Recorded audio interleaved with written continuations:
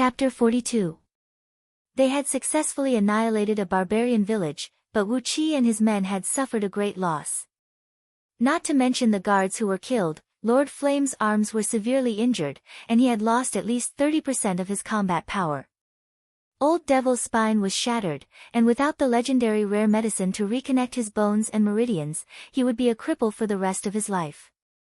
As for Lu Suifeng, he was lying on the ground, his hands grabbing his crotch tightly. His face was pale, and white foam kept bursting out from his mouth. His eyeballs were about to pop out from their sockets, the veins on his neck were popping out, and both of his hands were dyed red with blood. How could this happen? How could this happen? How could this happen? No, I'd rather lose a leg than be crippled like this. Lu Suifeng was in so much pain that his entire body was trembling. His mouth kept repeating, Lord Yen Bugui, save me, save me. Is there any spirit medicine that can regrow a broken limb? Save me. Yen Bugui kept a straight face and didn't say anything. Regrow a broken limb? Maybe there was such a legendary medicine. But even if there was, it was not something that a leader of scouting office like him could get his hands on.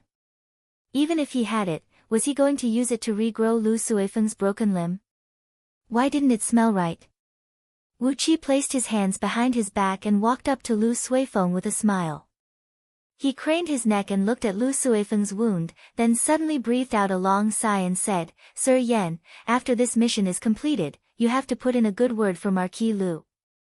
If the great Yen dynasty is short of manpower, why don't you let Marquis Lu in? Yen Bugui's face twisted in a weird way. He clenched his teeth, turned his head and looked at his men who were searching around the village. Lu Suifeng's eyes turned green with anger. He clenched his teeth and stared at Wu Qi, roaring with a hoarse voice, Wu Qi, I swear, I'll kill you, I will. Wu Qi was like a frightened rabbit, he immediately jumped next to Yen Bugui. He bared his teeth, pointed at Lu Suifeng and shouted, Marquis Lu, now we are all following Lord Yen to carry out a military mission, don't you dare mess around. According to the military law of Great Yen Dynasty, what is the crime of assaulting and killing a comrade in the army? Yen Bugui answered coldly, according to the military law of Great Yen Dynasty, those who attack and kill their fellow soldiers will be killed. Lu Suifeng immediately shut his mouth, staring at Wu Qi with a venomous look on his face. Suddenly, he exerted his strength with both hands. As a result, he almost crushed his lower body, causing him to howl in pain again. Coldly looking at Lu Suifeng, Yen Bugui said in a deep voice, Lord Flame, lead the other guards and follow me. He left 2 men to take care of Marquis Lu and Old Devil. If you have the guts, you can stay in this village and wait for us. If you are timid, you can leave the mountain by yourself. Lu Suifeng's body shook, he stared blankly at Yen Bugui. Leaving only 2 guards to take care of him and the Old Devil? Stay in this barbarian village? What if people from other barbarian villages came to visit? What if there were any fierce beasts or poisonous insects? It was a huge risk for them to stay here. But how could they leave the mountain just like that? With just 4 of them, Lu Suifeng didn't have the confidence to leave this place. Yen Bugui couldn't care less about what Lu Suifeng was thinking. He just gave out an order and gathered everyone. From the largest wooden house in the village, his 7 subordinates found a few extremely thin pieces of animal skin, on which were densely covered with unknown drawings. Yen Bugui carefully rolled up the few pieces of animal skin, as if he had found a precious treasure, and sealed them with a copper tube made from the earth-fire trialloy copper. Earth-fire trialloy copper was an alloy made by melting earth-fire magma together with red copper, purple gold, and silver essence. It was light, yet extremely tough, and could withstand high temperatures. This special copper pipe was used by the scouting officers to keep all kinds of important documents. Lu Qingfeng looked at Yen Bugui thoughtfully, as he carefully put the copper pipe into the bag tied around his waist. That inconspicuous black bag, about the size of a fist, was actually a magical storage item. Yen Bugui carefully put away the few beast skins. Obviously, the items on these beast skins were very valuable. After sweeping the entire village, Yenbugui gave out an order and they continued their journey deeper into the forest. A guard was left behind in the ruined village, taking care of Old Devil, whose spine was shattered. Lu Suifeng, whose lower body was severely injured, had his wound bandaged. He asked 2 guards to make a stretcher with a wooden plank and carried him up. Staggering, they caught up with the group. In Lu Suifeng's words, as long as he could still walk, he would follow Yenbugui and work hard for the great Yen dynasty. Along the way, Wu Qi kept circling around Lu Suifeng. His subtle gaze never left his lower body, which was stained with blood. Lu Suifeng was furious, but as his lower body was severely injured, how could he still have the mood to fight with Wu Qi? Along the way, the group led by Yenbugui had swept through 13 barbarian villages. These villages did not have a large population, the largest one only had about 600 people. Apart from 4 villages that had powerful beast warriors, the rest of the villages only had ordinary barbarian warriors. Under the violent attacks of Wu Qi and his men, all the villages were wiped out without much effort. There were a few times when the group led by Yenbugui bumped into the other 2 groups, and they even worked together to wipe out a few barbarian villages, but after that, they would split up in a hurry. Wu Qi did a quick calculation in his mind. The 5 groups basically spread out in a straight line, wiping out all the barbarian villages along the way. After traveling for another 7 days, the group finally arrived at the deepest part of Meng Mountains. The group, who had become like barbarians, came out of the forest while panting. In front of them was a blue lake. The round lake was as flat as a mirror, with a diameter of about 100 miles. There was actually such a huge lake in the deepest part of Meng Mountains. Even Zhang Hu, who had ventured into Meng Mountains countless times to hunt barbarians, could not help but feel amazed. There were dozens of reefs and small islands protruding from the surface of the lake. Large flocks of white water birds were gliding across the surface of the water, reflecting their beautiful bodies in the crystal-clear water. Across the lake was a towering green mountain. It was a few thousand meters tall, and many caves were dug out from the mountainside. There were plank paths connecting the caves, and a large number of barbarians could be seen going in and out of the caves. Right in the middle of the mountain was the largest cave, with a diameter of about 1,000 feet. A large amount of smoke kept gushing out from the cave. Be careful when you're here. We'll walk around the lake and meet up with the others at the foot of the mountain. Yenbugui calculated the time with his fingers, then nodded his head in satisfaction and said, "We're just in time. Tomorrow night, these barbarians will hold a grand ceremony to worship their god. During the ceremony, we'll snatch a few black monoliths." Yenbugui's gaze was as sharp as a knife. He glared at the men and said, "We have to snatch those monoliths at all costs. We might only have one chance. After the ceremony, these monoliths will be sent to another barbarian tribe in the deepest part of Meng Mountains. It will take at least 60 years for them to return to this tribe. With our current strength, we're not strong enough to go further into Meng Mountains."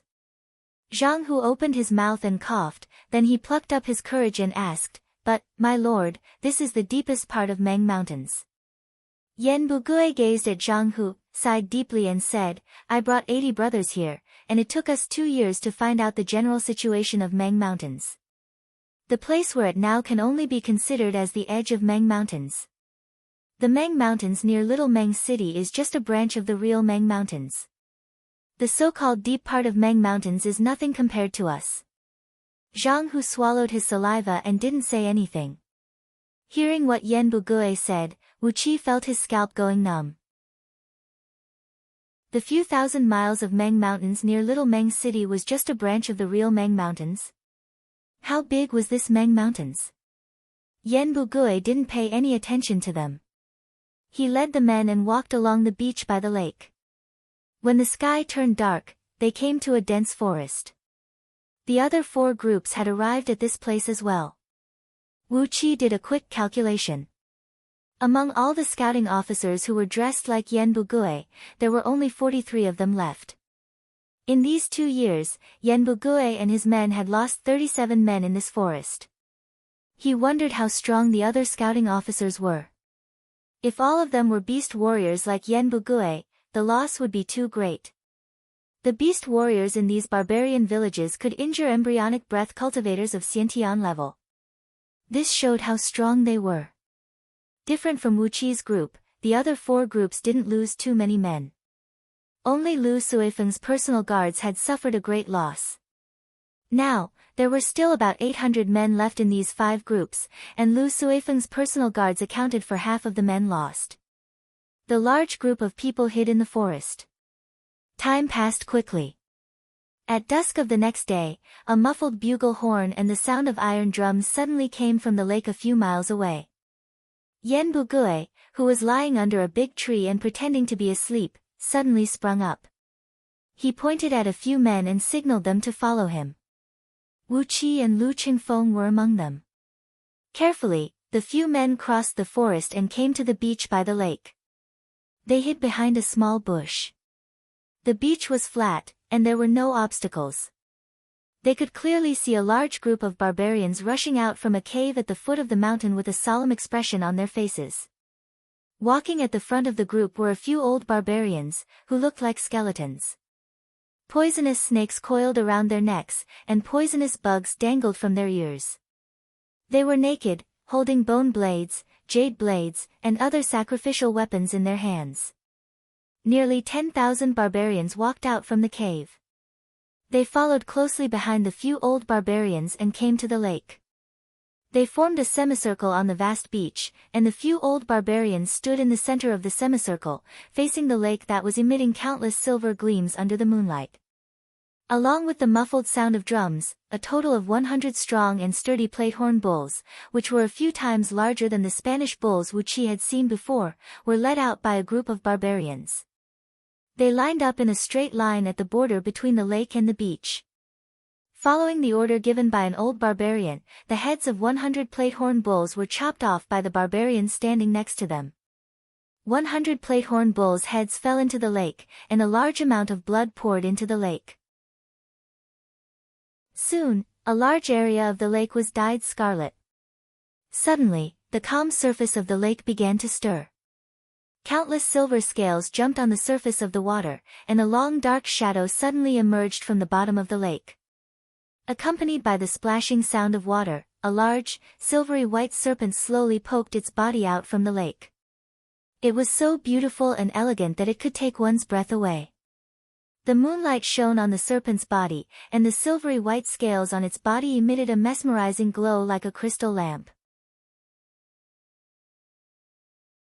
Chapter 43. It was a giant serpent with a body of over 100 feet long.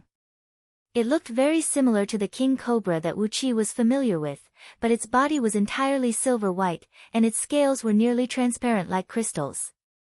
It was such a huge serpent, but it did not give people the feeling of fear and unwillingness to approach it. Instead, it was elegant and graceful, and every move it made was filled with an indescribable charm. The huge serpent swam to the side of the lake, quietly lowered its head, and devoured all the wild buffaloes that were killed.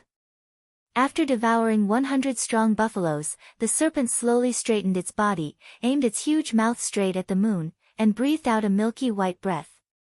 The breath shot out like a pillar thousands of feet high. At the top of the pillar was a white bead the size of a human head, floating up and down, constantly absorbing the greenish-white moonlight. The greenish-white light that could be seen with naked eyes surged into the white bead wave after wave. From the head of the serpent, circles after circles of mesmerizing light emerged from its body. An enormous aura spread in all directions, and suddenly, a 3-feet-high wave appeared on the surface of the lake. Tens of thousands of barbarians raised their huge weapons and heavy shields at the same time. They lifted their right legs up high, then stomped heavily on the ground, and let out a deep, muffled roar. Ha, ha, ha.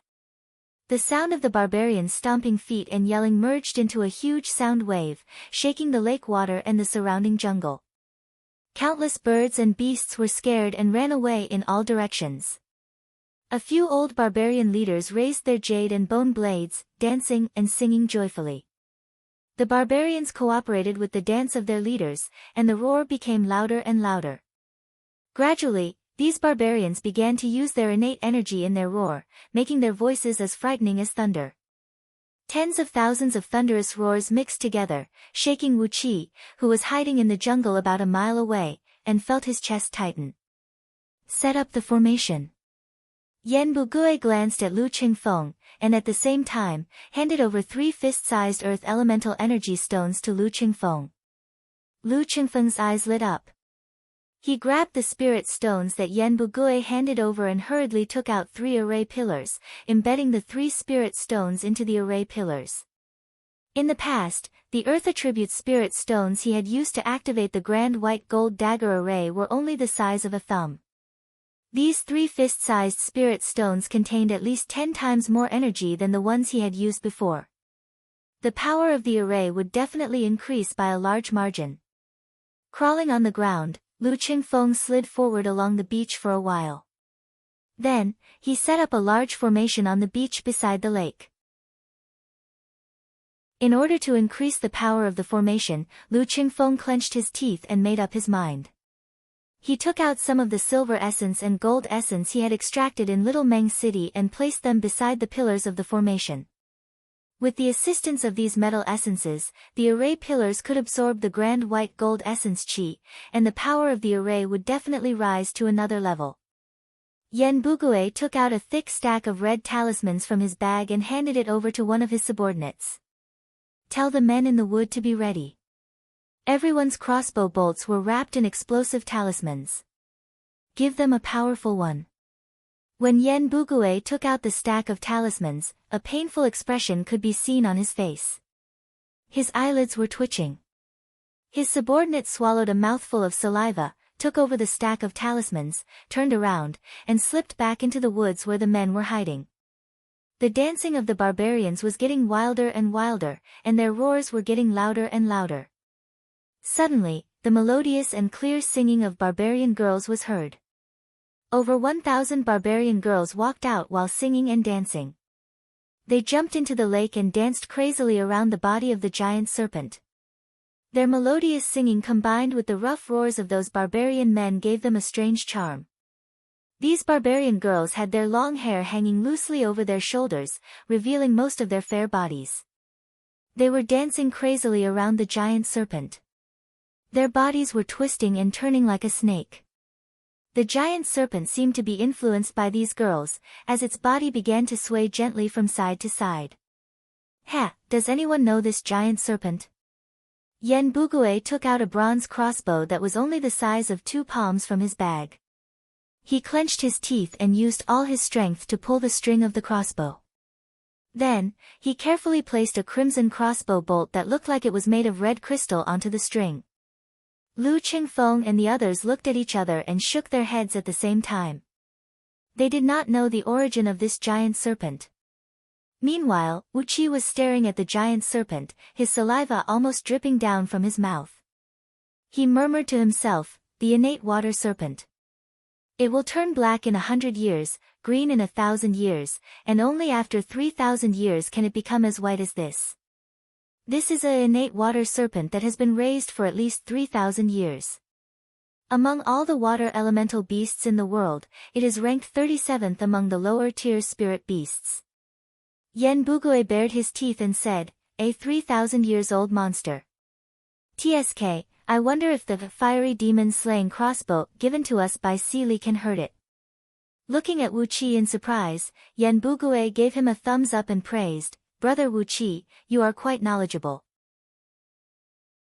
Lu Qingfeng immediately chimed in, Master Yan, Wu Qi is Qingfeng's chief right-hand man. Qingfeng only has a few capable people by his side. You must not try to poach people from me. Yan Bugui glared at Lu Qingfeng and grinned. Then, he carefully aimed the crossbow at the giant serpent. The moon had already reached the middle of the sky. The dancing and singing barbarians suddenly quietened down. A soft and gentle voice rang out, O guardian spirit of my tribe, now is the time for you to fulfill the promise you made with our ancestors. The barbarians parted to the left and right, and a naked barbarian girl slowly walked out from the crowd. Wu Qi and the others were stunned. This barbarian girl was really too beautiful. Especially Zhang Hu, saliva was dripping down from the corner of his mouth. This girl was a head taller than Wu Qi. She had a slim and healthy body. She looked like a plump person with a little bit more weight, and a little bit less weight. There was not a single blemish on her body.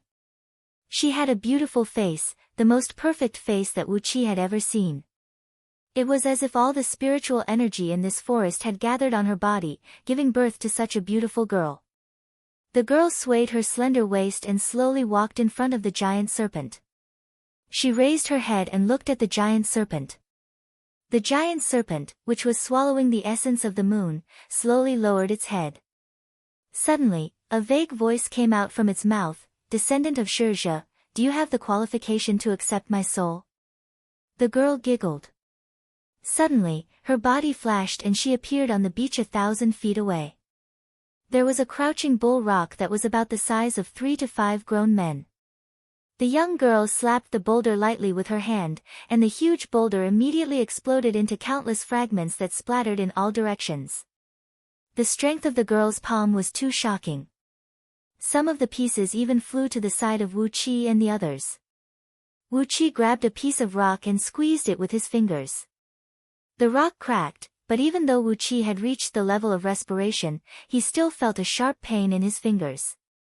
The bones of his fingers were almost broken by the recoil of the rock. This girl is at least at the level of spirit focus. Wu Qi shook his head, he stared at the girl and said in a low voice, "She is different from Old Devil and Lord Flame, who practice evil skills and use external forces to increase their level. This girl's cultivation is real, not fake at all." Yen Bugui grabbed a few pieces of rock that fell beside him. The surface of the rock was as smooth as a mirror. It could be seen that the girl's strength was very uniform. She had crushed the rock in an instant. He also squeezed the rock hard, and the rock was crushed into powder. Yen Bugui's fingers were also red. What a monster! She doesn't look that old, how could she have such a terrifying cultivation? Lu Qingfeng stared at the girl's voluptuous breasts and buttocks, and subconsciously smacked his lips. Yen Bugui had a strange expression on his face. He said in a low voice, "She is about to merge with the soul of this innate water serpent, and turn it into her own natal beast soul. How could a person who has become a beast warrior be weak?" Yen Bugui pointed at his nose with his thumb, sneered, and said, "The wind-breaking wolf I merged with is only ranked 197th among the lower tier wood elemental demon beasts. The requirement to merge with it is to have a cultivation of the peak of the Hotian realm, let alone a spirit beast like this." Beside the lake, the innate water serpent didn't seem satisfied with the girl's strength. It snorted coldly, glanced at the girl from head to toe, and finally nodded its head reluctantly. "I will fulfill the promise I made with your ancestors. My soul will protect the Shirja clan until the end of my life and yours. As for my body, you have to take good care of it, and don't let anyone blaspheme it." Except for the girl, all the barbarians knelt down on the ground and answered with respect. The gigantic serpent took a deep breath, turned its head around and looked at the beautiful scenery of the lake and mountains. It breathed out a long sigh and said, "It's been 3,800 years. I've been living here for a long time. Woman, when my soul resides in your soul, I will sleep forever, until the end of my life and yours. Use my power in the right way, protect your clan, and strengthen my soul." The gigantic serpent opened its mouth and swallowed the white airflow and the white pearl back into its body, then said with an indifferent voice, "Get ready, accept my power and my soul."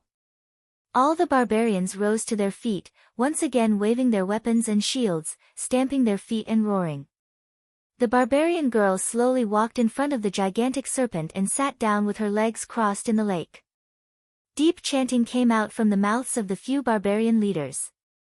They waved their jade and bone blades, circling around the girl and the gigantic serpent, and started dancing crazily. As they danced, a chilly wind suddenly swept across the woods. The bone-piercing cold wind whistled across the sky, spinning rapidly around them. The scouting officers brought all the men in the woods and sneaked into the woods, carefully lining up into a charging formation. The barbarians had fallen into a crazy religious atmosphere. They could never imagine that deep in the mountains, in the core area where they had lived for generations, there would be a group of outsiders sneaking into the woods.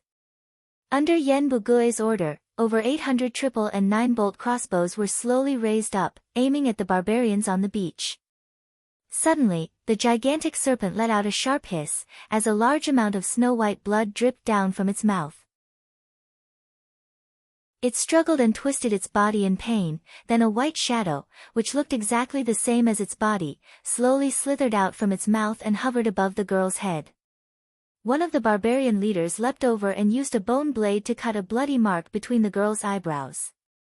Blood dripped down, and a shadow that looked exactly the same as the girl slowly floated out from between the girl's eyebrows. It was the girl's soul. The surrounding barbarians started singing an ancient and distant song at the same time. They knelt down on the ground devoutly, worshipping the gigantic serpent that had lost all signs of life. The gigantic serpent's body fell heavily into the lake, splashing up a huge wave. The girl's soul waved her hands, chanting a mysterious spell and forming a strange hand seal. Streams of green light were emitted from her hands, connecting with the gigantic serpent's soul.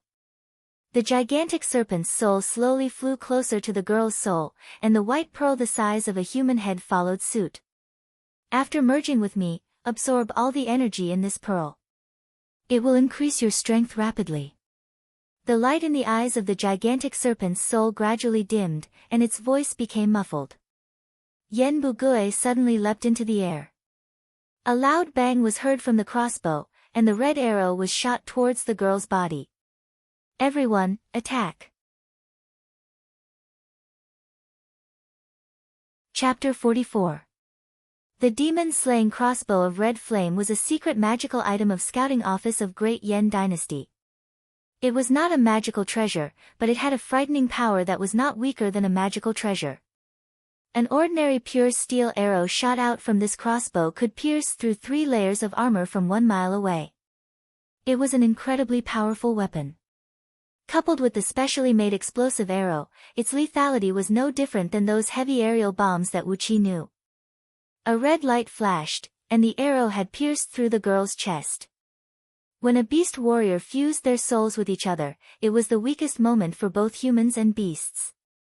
No matter how strong the spirit beast or warrior was, they were communicating with their souls at this moment. So, if they suffered even a little bit of damage, their souls would be destroyed. Besides, when the soul left the body, no matter it was the spirit beast or the warrior, their corporeal body would not be able to move. Even a 3-year-old kid with a pair of scissors could easily kill a peak-stage Xiantian warrior. The arrow that could pierce through 3 layers of armor tore through the girl's chest and tore out a hole the size of a washbasin. The explosive arrow fell to the ground. The explosive talisman carved on the arrowhead was shaken and exploded immediately, detonating the fire crystal that was used to make the arrow. A loud boom rang out, and the red light covered an area of several hundred feet. The girl's corporeal body and soul, as well as the serpent's soul, were shattered at the same time. The white pearl that was the size of a human head was blown away by the explosion, shooting up several thousand feet into the sky. A few barbarian leaders and several hundred barbarians nearby were caught in the flame and exploded into countless pieces. The shockwave of the explosion traveled nearly 1,000 feet away, and nearly 1,000 barbarians were thrown off balance by the shockwave, colliding with the barbarians around them.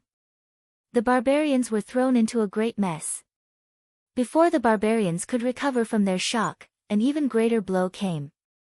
Accompanied by the dull sound of bowstrings, more than 800 triple and 9-bolt crossbows shot out bolts, whistling through the air. A small half of the bolts even had the explosive talismans that Yen Bugue had brought with him. Instantly, the beach was filled with flashes of flame, and the loud noises caused by the explosion of the explosive talisman could be heard everywhere. The power of the explosive talisman was not as strong as the explosive arrow made with fire crystal, but it was not weak either. Every time an explosive talisman exploded, dozens of barbarians would be engulfed in flames. Almost half of the barbarians were killed on the spot, while the other half were injured to varying degrees. The crossbow bolts fell down like raindrops. More than 3,000 barbarians were killed by the explosive talismans, and another 3,000 were wounded. More than half of the remaining 4,000 barbarians were wounded by the crossbow bolts. All the arrows were dipped in poison. As long as the barbarians were injured, their bodies would turn black and they would die on the spot. Kill! Yen Bugui let out a long roar, and a ball of green light gushed out from his back. The shadow of the wind-breaking green wolf emerged, and his strength and speed increased by a few times. He turned into a green shadow, and dashed towards the barbarian with a sword light. As soon as Chi-Chi let out a roar, a green light burst out from the backs of the several dozen strong men from scouting office, and within the green light, all of them were shadows of green wind-breaking wolves. They followed closely behind Yen Bugui and dashed towards the barbarians. The green light flickered, and the howls of the wolves soared into the sky. It really sounded like a pack of hungry wolves that had gone mad and were hunting for their prey. Lu Qingfeng trembled when he saw this.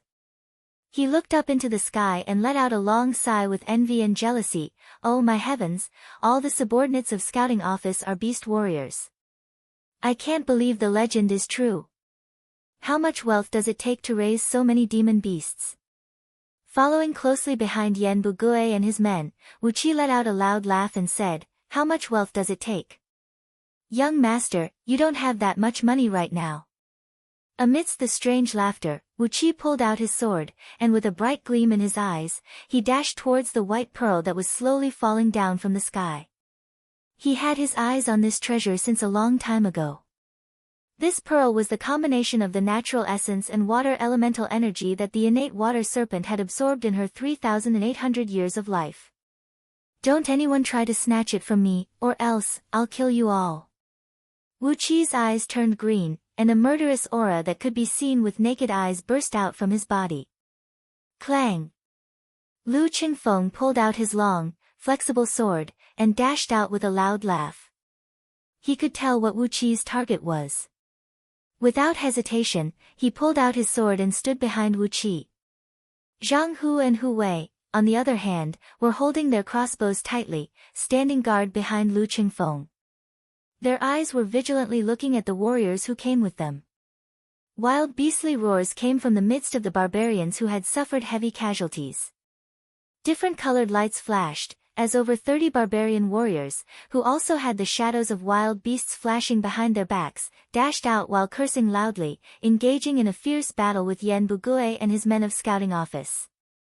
The sound of weapons clashing against each other was so loud that it hurt everyone's eardrums.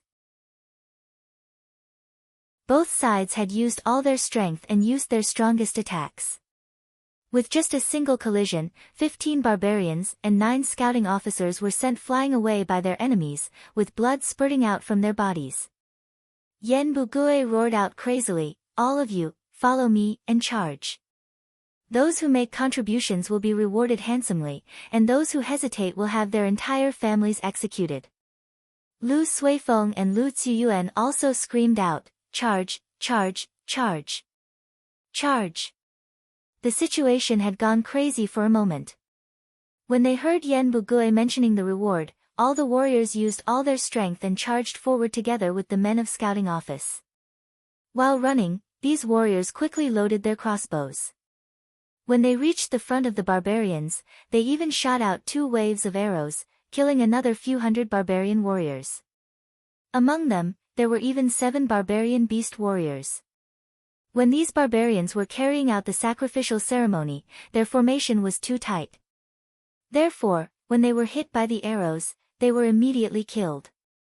However, there were still about 2,000 to 3,000 barbarians who could still fight. Although all of them were slightly wounded, they had slowly regrouped and formed a line of defense on the path leading to the cliff. When these barbarian warriors had gathered together and formed a line of defense, Yen Bugui suddenly stopped. He quickly took out the demon-slaying crossbow and loaded another arrow onto the string. Then, he shouted out, "This is the last explosive arrow. Brothers, charge!" Bang! A stream of red light darted out, and swallowed up all the barbarian warriors who were guarding in front of the cliff once again. Nearly 60% of the barbarian warriors were turned into ashes by the explosion of the red flame arrow.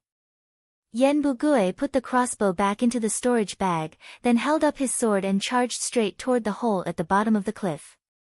Suddenly, an ear-piercing whistling sound came from the sky. On the cliff that was 20 to 30 feet above the ground, a few hundred young barbarians poked their heads out from a hole that was dug out.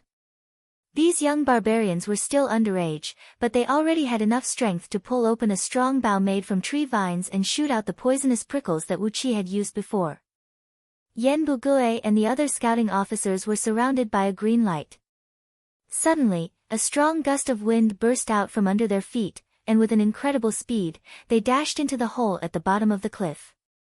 The dozens of warriors who were madly rushing from behind were caught off guard, and were hit by the prickles shot out by the barbarian youths.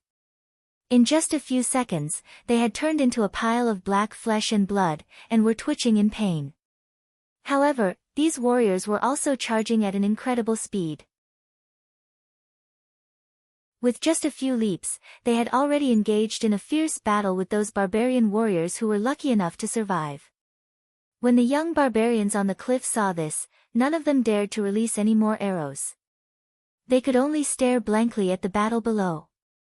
During this brief moment of hesitation, Yen Bugue and his men, who were as fierce as wolves and tigers, had already reached the top of the cliff. Amidst the flashing of a green shadow, Yen Bugue dashed into the midst of these young barbarians like a beam of sword light and began a massacre. Every time he swung his sword, a few feet-long beam of sword energy would burst out from the tip of his sword. How could these young barbarians who had yet to reach adulthood withstand the massacre of the elite scouting officers? In just a few breaths of time, hundreds of young barbarians were killed. Wu Qi leaped into the air and dashed towards the corpse of the gigantic serpent, which had been blown into pieces by the explosion, leaving only half of its bones behind. Casually, he reached his hand into the air and activated the hand of web. An invisible whirlpool of air sucked the serpent pearl into Wu Qi's palm. Wu Qi pinched the serpent pearl, which was the size of a human head with his innate energy constantly flowing into it. As soon as the serpent pearl absorbed the human energy, it immediately shrunk to a size that could fit Wu Qi's palm. At this moment, the white serpent pearl had already shrunk into the shape of a sapphire, a strange crystal that emitted a mesmerizing ripple of water. Wu Qi could feel the surging water elemental energy within the serpent pearl, and could not help but let out a loud laugh. After that, he immediately stuffed the serpent pearl into a secret pocket in front of his chest. A wave of heat came from behind. Lord Flame waved his blood-stained palms and slapped towards Wu Qi's back. "Little bastard, do you think a kid like you is worthy of such a treasure? Give it to your ancestor." Lord Flame's eyes were shining. The serpent pearl of the innate water serpent was not something that Lord Flame, who practiced a fire elemental skill, could use. However, he could use it to exchange for other treasures that he could use. According to Lord Flame's estimation, this innate water serpent pearl was worth at least 100 of his stolen silk bags. With a swish, Lu Qingfeng's flexible sword brought up a green light and pierced towards Lord Flame's back. Lord Flame waved his palm, and a threatening flame soared into the sky. Lu Qingfeng's flexible sword was burned red, and drooped down like a soft-skinned snake. A well-tempered sharp weapon was instantly melted into a piece of trash. The clothes in front of Lu Qingfeng's chest suddenly caught on fire. He hurriedly retreated, and at the same time, he did not forget to take out 3 slender silver needles, and shot them towards Lord Flame's back, lumbar spine, and tailbone. Zhang Hu and Hu Wei had been following closely behind Lu Qingfeng, in order to help Wu Qi get the serpent pearl.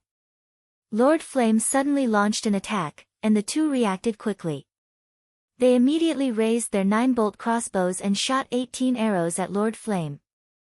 Lord Flame was extremely angry, and he shouted, "Good, good, I'll kill all of you." He grabbed the serpent pearl in Wu Qi's hand, and waved his left sleeve. 2 10-feet-long fire snakes flew out and shot towards Zhang Hu and Hu Wei. With a sizzling sound, the 18 bolts made of pure steel were melted by the fire snakes, and fell to the ground. The fire snakes danced wildly, and Zhang Hu and Hu Wei hurriedly retreated. They rolled dozens of times on the ground, and finally managed to avoid the fire snakes. The 2 arm-thick fire snakes fell to the ground, and the sand within a radius of a few feet was melted into glass. Lord Flame laughed proudly, and his fingertips were about to touch the serpent pearl in Wu Qi's palm. Wu Qi suddenly smiled strangely, and a blue light flashed in his palm. He took the initiative to put the serpent pearl into Lord Flame's palm.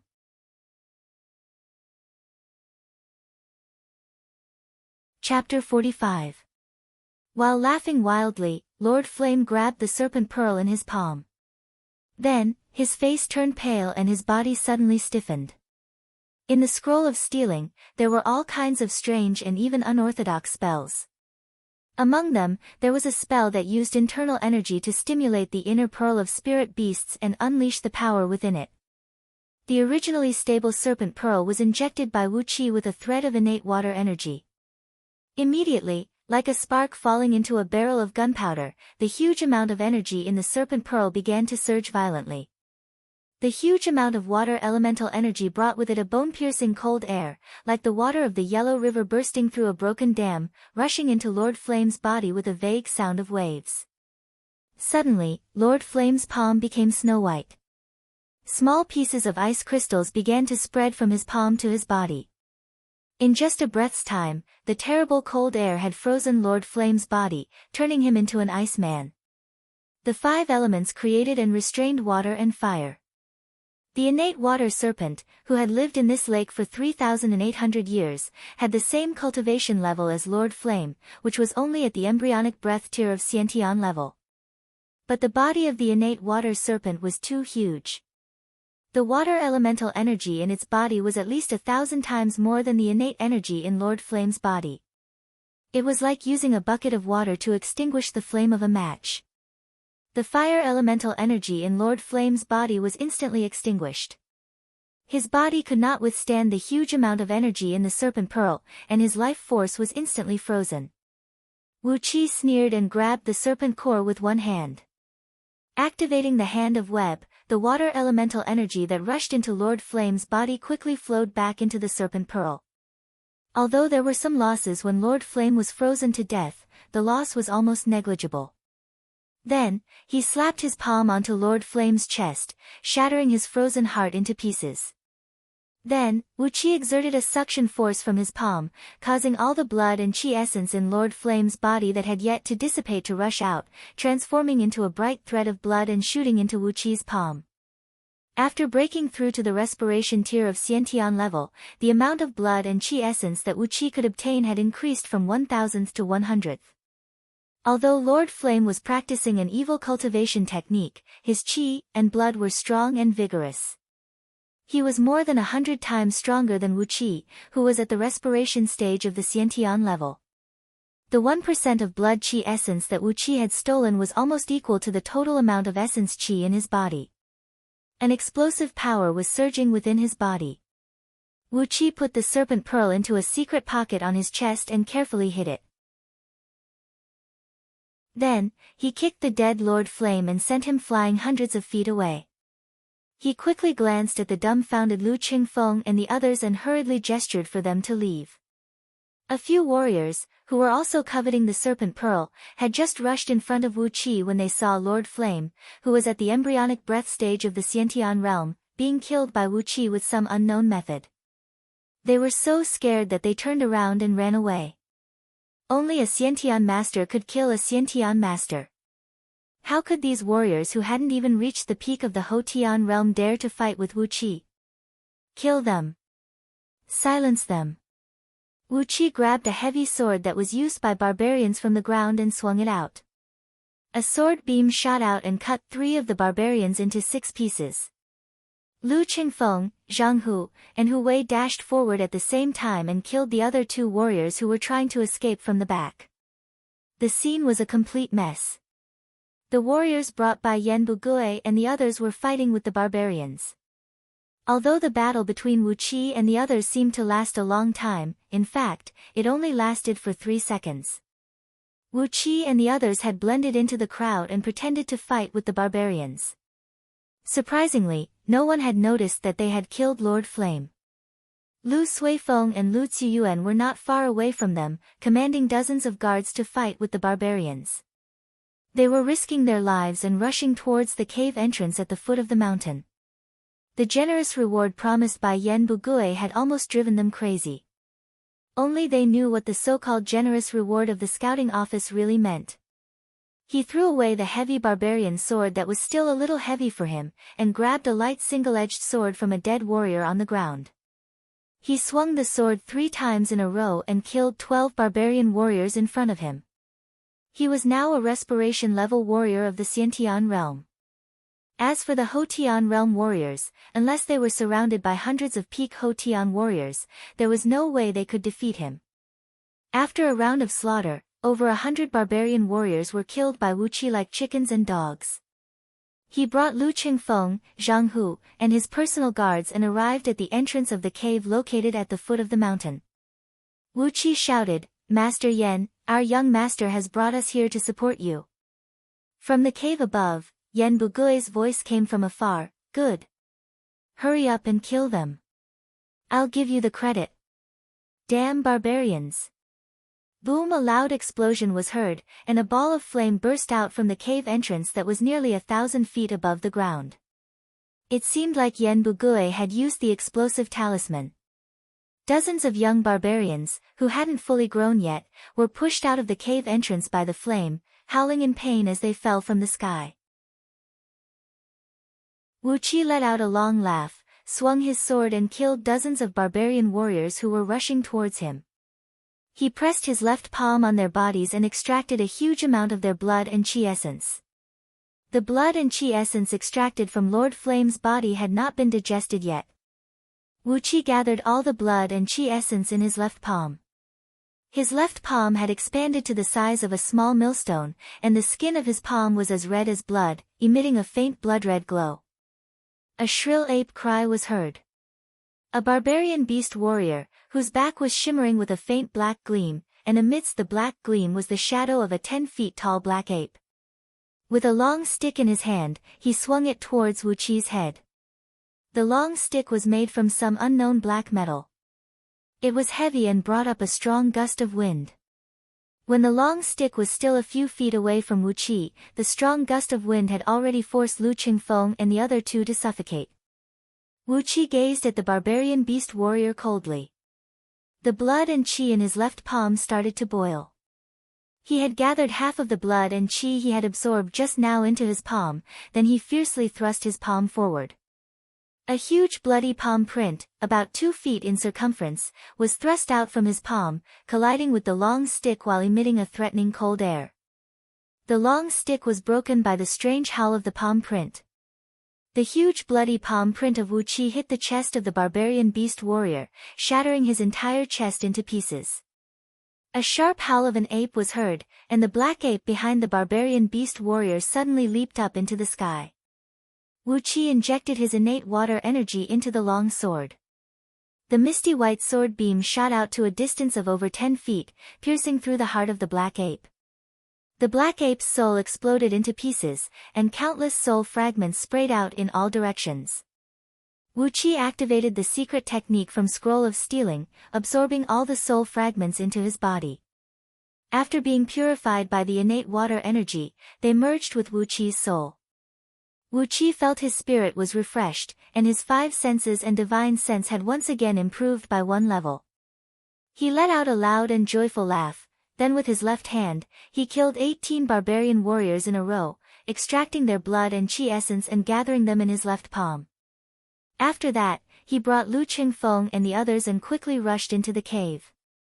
Lu Suifeng and Lu Ziyuan also brought a group of elite guards and rushed into the cave, following closely behind Wu Qi and the others.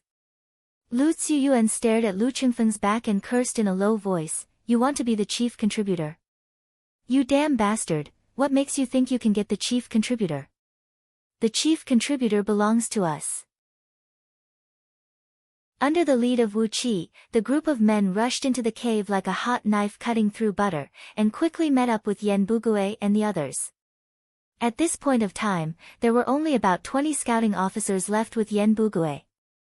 In front of them was a huge cave, and it was filled with over 200 barbarian warriors, each wearing fine armors. Among them, there were even dozens of beast warriors. Behind these warriors, on top of an altar made of pure gold, 3 black stone tablets, each about half the height of a human, were placed neatly on top of it. Get those 3 stone tablets, you will be rewarded with a great merit. Yen Bugue's body was covered in blood, and his eyes had turned red because of the crazy massacre. The great general has offered a reward for the things on these stone tablets for over 100 years. Whoever gets the stone tablets will be rewarded with at least a county's land. A county's land. Lu Qingfeng, Lu Suifeng, and Lu Ziyuan started panting violently at the same time.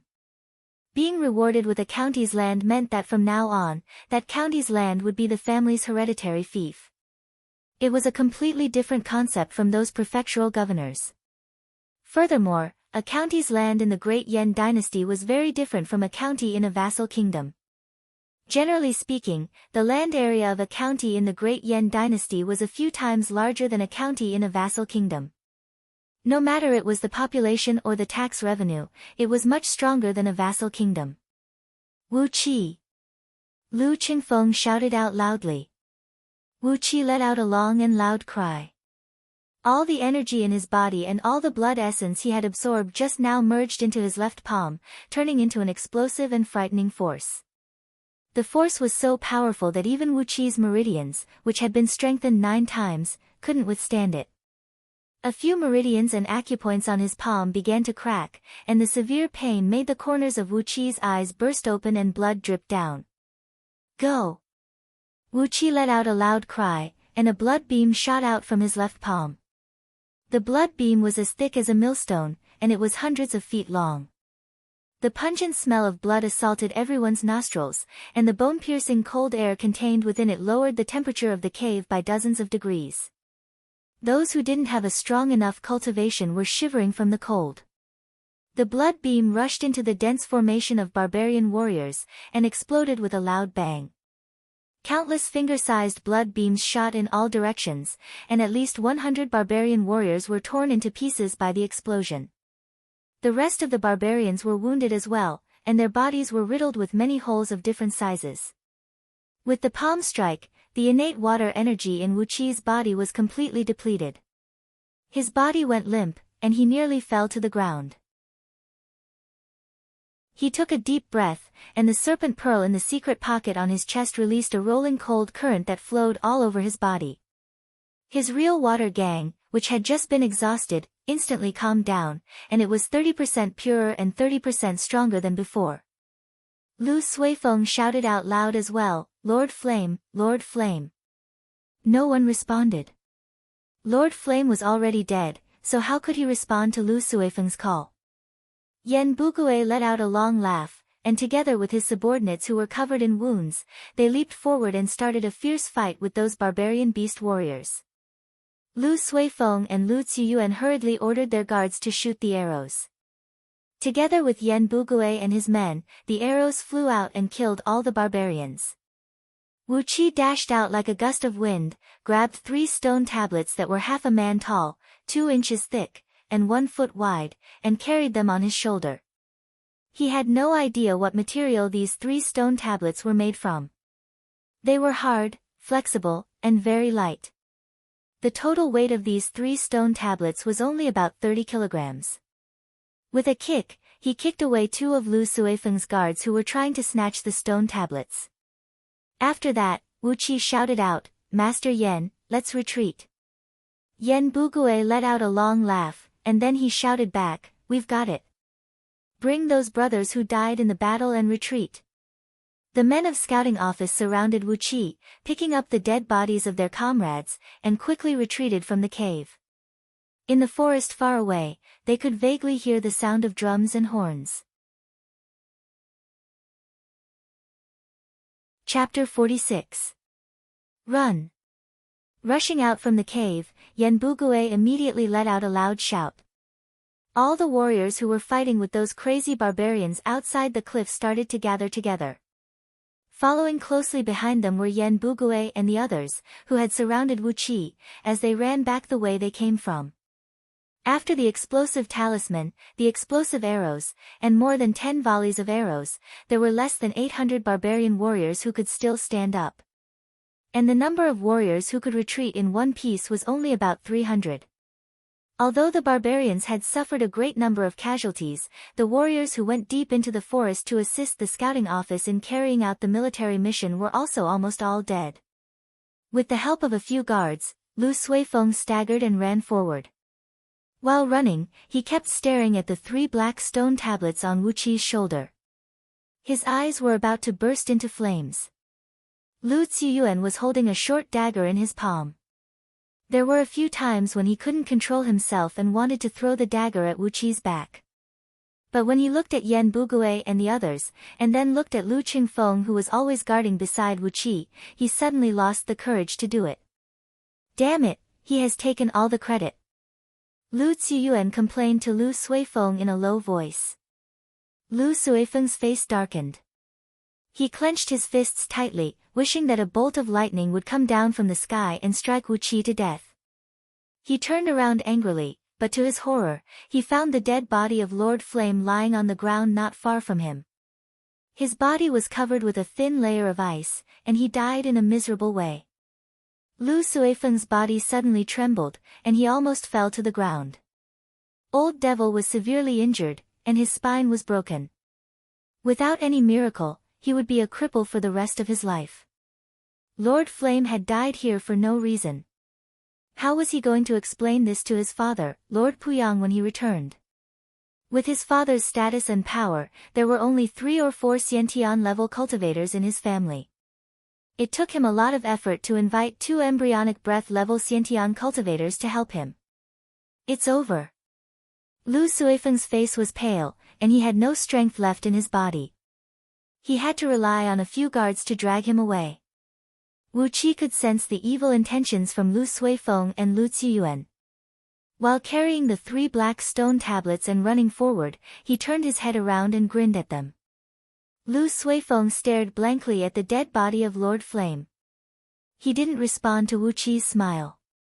As for Lu Ziyuan, he was panicking and hid the dagger in his right hand behind his back. Wu Qi's eyes turned cold.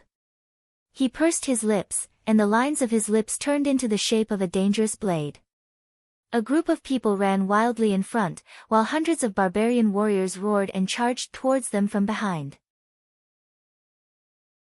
A few severely wounded barbarian beast warriors crawled up from the pile of corpses. Their bodies were burning with a strange fire-like aura, urging the last bit of their energy to chase after Wu Qi. The drumming in the distant mountain forest was getting closer and closer, and they could vaguely hear the sounds of birds and beasts running in the distance. Run, run! Wu Qi and the group quickly ran past the beach where Lu Qingfeng had deployed the grand white gold dagger formation. Hundreds of barbarian warriors had already caught up with them. Suddenly, the sky above them turned dark. A large group of giant vultures with blood-red feathers let out sharp screeches as they flew from the distant mountain forest and arrived above their heads.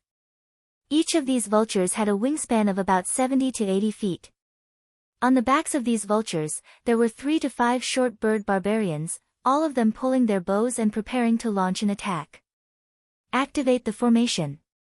Yan Bugui roared out, if we can escape from this wave of bird barbarians, we will have a 60% chance of getting out of here alive. Lu Qingfeng let out a long cry. He bit the tip of his tongue and spat out a mouthful of blood. The blood accurately hit one of the pillars buried in the beach. Activating the formation with his own blood essence, the 3 pillars immediately shone with a blinding white light, and a thick mist of grand white gold essence energy sprayed out from the ground. This time, the grand white gold essence energy gathered by the formation was extremely dense. It was at least 100 times denser than the one he had deployed in the general's office. Using both of his hands, Lu Qingfeng quickly activated the formation with all his strength. Furthermore, he had used the most powerful method, which was to destroy the base of the formation, to activate all the energy in the 3 pillars in an instant. A blinding light burst out from the 3 pillars, and suddenly, they exploded. The 3-foot-thick grand white gold essence energy on the ground let out a loud and ear-piercing sound of metal clashing. Then, thousands of palm-sized crescent-shaped machetes appeared out of thin air. Lu Qingfeng spat out another mouthful of blood essence, then waved both of his hands in the air. Thousands of machetes let out a sharp screeching sound at the same time, tearing the air apart and shooting towards the sky like a meteor shower. The sound of flesh breaking could be heard constantly. More than 500 giant vultures had just arrived above their heads when they were hit by the grand white gold daggers. The grand white gold essence energy was the most ferocious energy in the world. It was extremely sharp and unstoppable.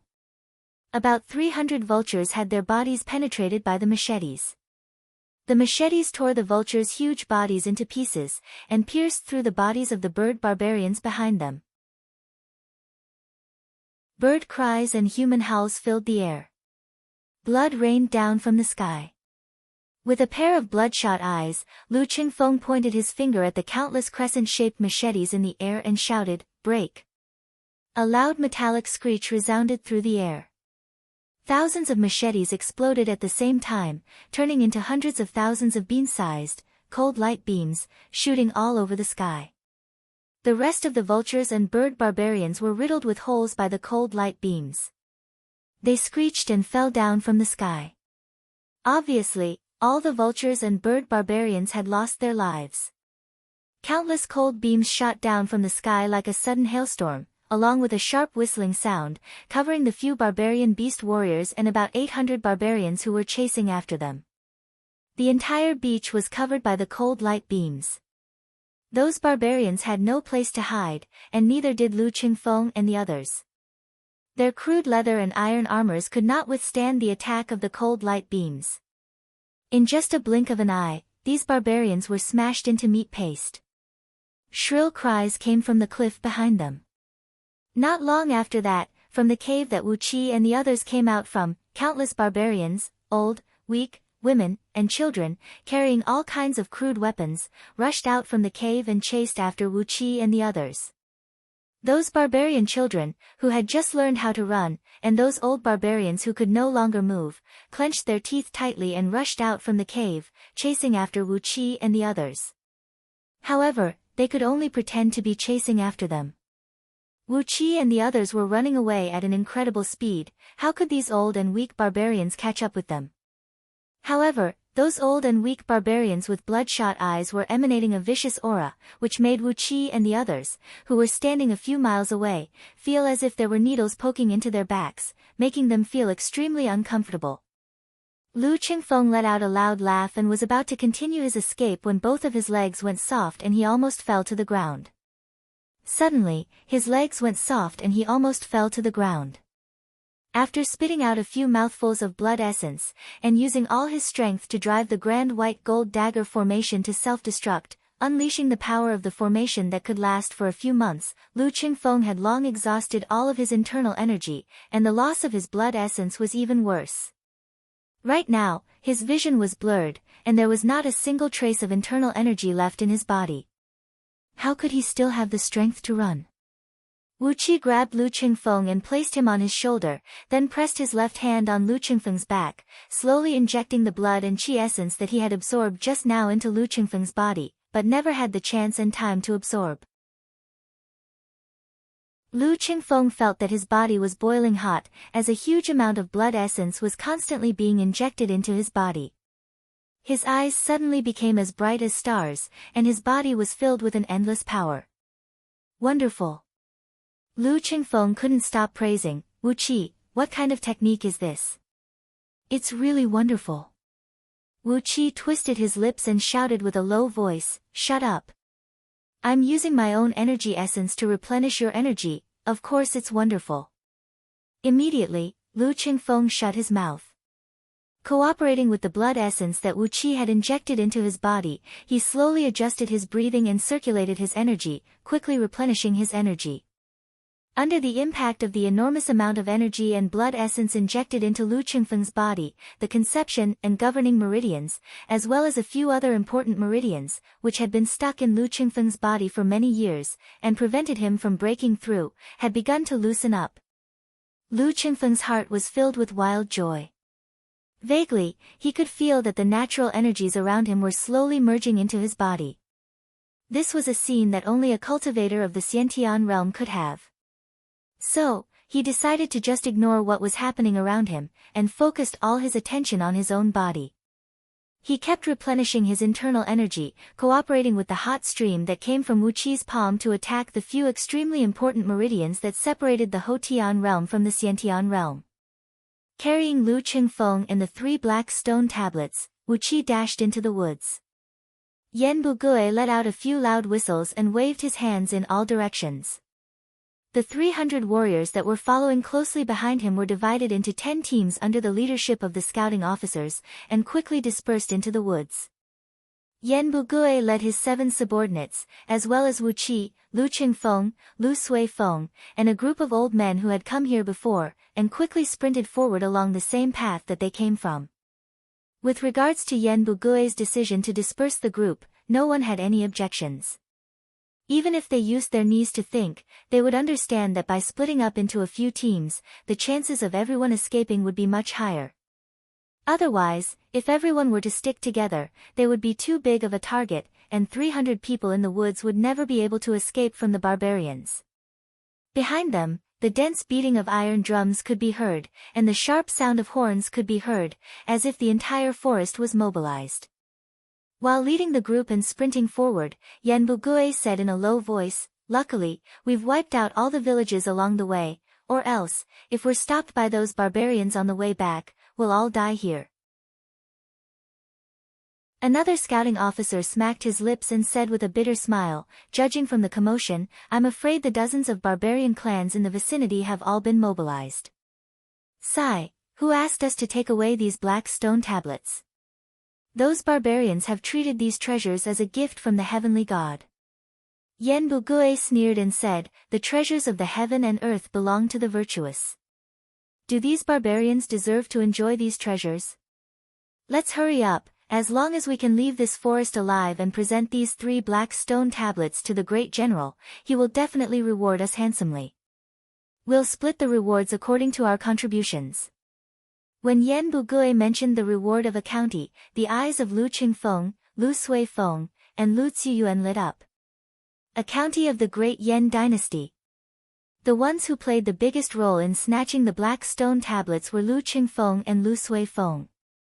Wu Qi, who was carrying the black stone tablets, was the right-hand man of Lu Qingfeng, while the elite guards brought by Lu Suifeng followed him into the cave and wiped out the last barbarians. Those warriors recruited in Little Meng City were just there to play the supporting roles. For them, a generous reward was already a pretty good deal. The reward of a county, even if it was divided among Yan Bugui and the other scouting officers, it would still be a big piece of meat. Lu Suifeng suddenly let out a loud cry. He leaped up and grabbed the 3 black stone tablets on Wu Qi's back. "Wu Qi, the credit belongs to everyone, don't you dare take it all for yourself." Chapter 47. Seeing that Lu Suifeng was fighting for the credit, Yan Bugui raised his eyebrows and said, "Bastard." Yan Bugui was really angry and anxious. He didn't know how many barbarians were going to chase after them. In this forest, barbarians were like fish in water, and their combat strength would at least double. As for the great Yan kingdom's people outside the forest, once they entered the forest, they would be lucky if they could even use half of their strength. Everyone had to work together to escape from this forest, only then would they have the chance to get the reward. Lu Suifeng suddenly started an internal conflict. Wasn't he just seeking death? Wu Qi's reaction was very fast. As soon as Lu Suifeng's claw reached out, Wu Qi leaped up into the air and kicked out. Then, Wu Qi forcefully kicked Lu Suifeng in the chest. Lu Suifeng let out a shrill cry, and a mouthful of blood sprayed out from his mouth. He was sent flying 70 to 80 feet away by the kick, and his head smashed into a huge tree, nearly killing him. Lu Ziyuan screamed, "Wu Qi, how dare you hurt the Marquis?" Wu Qi fiercely stared at Lu Ziyuan and Yi Yan. Without saying a word, he grabbed Lu Qingfeng and ran forward. A few of Lu Suifeng's guards quickly rushed forward to help Lu Suifeng, who was knocked unconscious. The remaining 30 guards of Lu Suifeng raised their 9-bolts crossbows angrily and were about to pull the trigger. However, Wu Qi's body was very agile. When those guards raised their crossbows, he had already brought Lu Qingfeng behind a big tree. Zhang Hu and Hu Wei followed closely behind Wu Qi and jumped behind the tree.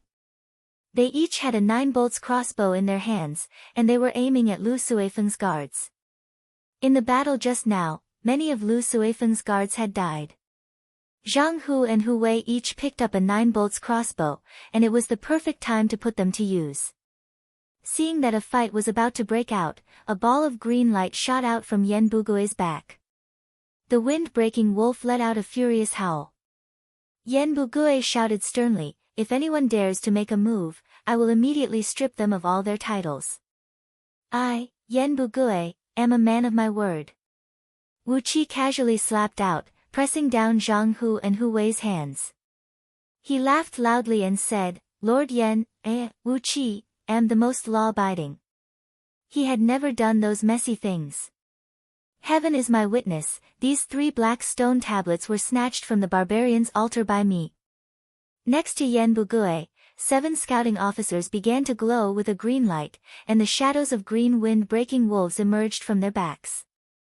They lined up in a straight line and stood in front of Lu Suifeng's personal guards. Yan Bugui shouted sternly, "Wu Qi is right, he snatched this stone tablet from the barbarians. Lu Suifeng, if you dare to run amok again, this Yan will kill you right now." Once Yan Bugui made his move, Lu Suifeng immediately lost his courage. Hurriedly, he ordered his personal guards to put down their weapons, and obediently followed Yan Bugui and continued running forward. A few men from scouting office stood beside Wu Qi, guarding him tightly, fearing that Lu Suifeng might do something stupid again.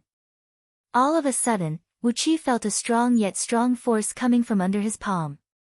There was a faint airflow circling around Lu Qingfeng's body, and one could see the pale white metal elemental energy and the yellow earth elemental energy slowly being injected into Lu Qingfeng's body.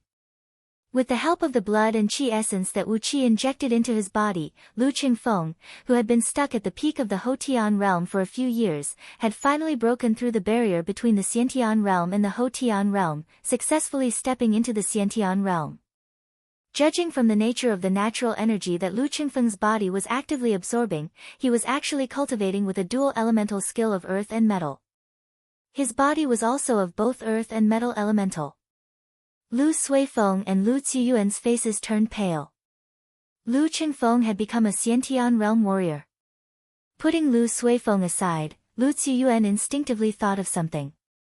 Would the Liang Lu family's attitude towards Lu Qingfeng change because of this? Would the position of the eldest son of the Liang Lu family, who was also Lu Ziyuan's second brother, Lu Ziyuhai, be threatened? Yan Bugui, on the other hand, was overjoyed. There were countless barbarians chasing after them, and this time, these barbarians would definitely use all their strength and methods to hunt them down. At this critical moment, there was one more Xiantian realm warrior in their group. Even if it was just a minor Xiantian warrior of the respiration realm, it would still be a great help to their survival. Congratulations, young Master Lu. Once you step into the Xiantian realm, it's like a carp leaping through the dragon's gate. Yan Bugui immediately congratulated Lu Qingfeng. All the other scouting officers were looking at Lu Qingfeng with envy. Although they were all beast warriors, and with the help of the wind-breaking wolf's soul, they had the combat strength equivalent to the respiration realm of the Xiantian realm. However, their own cultivation level was still at the peak of the Hotian realm. At most, they could only be considered as fake Xiantian warriors. There was a huge difference between them and a real Xiantian warrior like Lu Qingfeng. Lu Qingfeng let out a loud laugh, then he cupped his fist and bowed deeply to Wu Qi. "Brother Wu Qi, from now on, you and I will be brothers." Wu Qi forcefully pulled Lu Qingfeng, carried the 3 black stone tablets and started running. While he was running, he shouted, "Don't be so jealous. If we are brothers, then so be it. Let's run for our lives." "I can hear something wrong." When Lu Qingfeng heard what Wu Qi said, his expression immediately changed. He grabbed Zhang Hu and Hu Wei, carried both of them and started running for his life. Once he stepped into the Xiantian realm, all the meridians in his body were unobstructed. The internal energy in his body was endless, and the natural energy from the outside world was constantly flowing into his body to replenish his energy consumption. Therefore, even though he was carrying 2 people and running in the woods, he didn't feel tired at all. With a light breath, a stream of internal energy would flow out of his body like a great river. With a casual step, he could cover a distance of a few dozen feet. It was as if he was walking on the wind, and it was an indescribable feeling of ease. Feeling the indescribable freedom and agility of the Xiantian realm, Lu Qingfeng let out a loud laugh and said, "Wu Qi, from now on, Lu Qingfeng will share all my wealth with you." Yan Bugui glared at Lu Suifeng and Lu Ziyuan fiercely, giving them a warning look. After that, he brought them and continued running forward. Behind them, the faint roars of beasts could be heard. After about the time it took for an incense stick to burn, 3 barbarian warriors, who were riding on strange beasts that could grab onto tree trunks and fly in the air, roared furiously and caught up to them. The appearance of these 3 strange beasts was similar to the velociraptors that Wu Qi knew. However, their bodies were covered in pitch-black scales, and there were 3 to 5 sharp horns on their heads. Each of their thick and muscular hind feet had 3 toes, and the toenails were 2 feet long, shining brightly and sharp like blades. The strange beasts leaped in the air, using their hind legs to grab onto the tree trunks that were a few feet above the ground, and using the force, they flew far away. Wherever they went, the 3 strange beasts would leave countless holes on the huge trees that required a few people to wrap their arms around them. The strange beasts had also caught up to them like a whirlwind. Wu Qi and Lu Qingfeng brought Zhang Hu and Hu Wei and walked at the front of the group. At the back of the group were Lu Suifeng and a few other guards with the weakest cultivation level. The 3 strange beasts suddenly swooped down from the sky, opened their mouths and sprayed out 3 pitch-black water columns. The water columns, which carried a pungent smell, sprayed onto the faces of 7 to 8 guards. No one knew what this black water was, but its corrosive power was even stronger than aqua regia.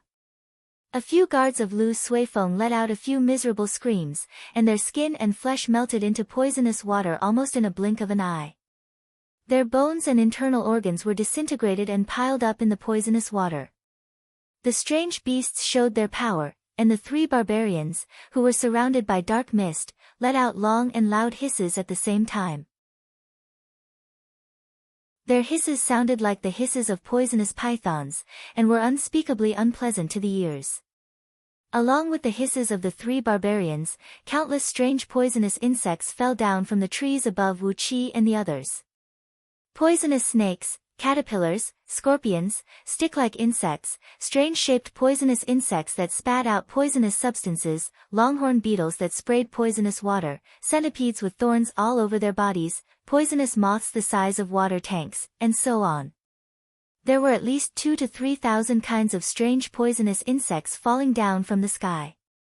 Among them, there were 2 poisonous pythons that were as thick as water buckets and over 40 feet long.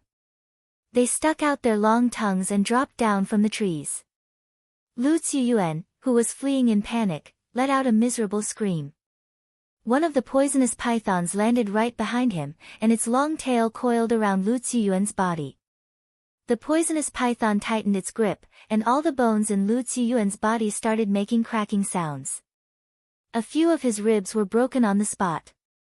Luckily, Yan Bugui came to the rescue in time. He waved the sword in his hand and unleashed a sword beam, cutting the poisonous python into 7 to 8 pieces. Before the poisonous python's head fell to the ground, its sharp fangs scratched Lu Ziyuan's left arm, leaving behind a small wound. Lu Ziyuan's left arm inflated like a balloon, and in the blink of an eye, it turned black and shiny. Yan Bugui shook his head helplessly. With a swing of his sword, he chopped off Lu Ziyuan's shoulder, grabbed him up and threw him to Lu Qingfeng. "Young Master Lu, keep an eye on your brother." With a flip of his hand, Lu Qingfeng grabbed Lu Ziyuan, whose left arm had been chopped off and was screaming in pain. Lu Qingfeng shook his head helplessly, reached out his hand and tapped on Lu Ziyuan's shoulder a few times, stopping the blood from gushing out.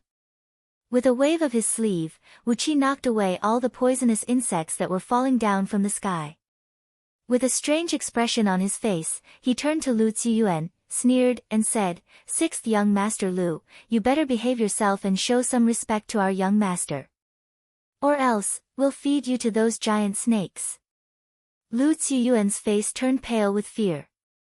He quickly grabbed Lu Qingfeng and screamed, "Elder brother, I'll listen to you from now on."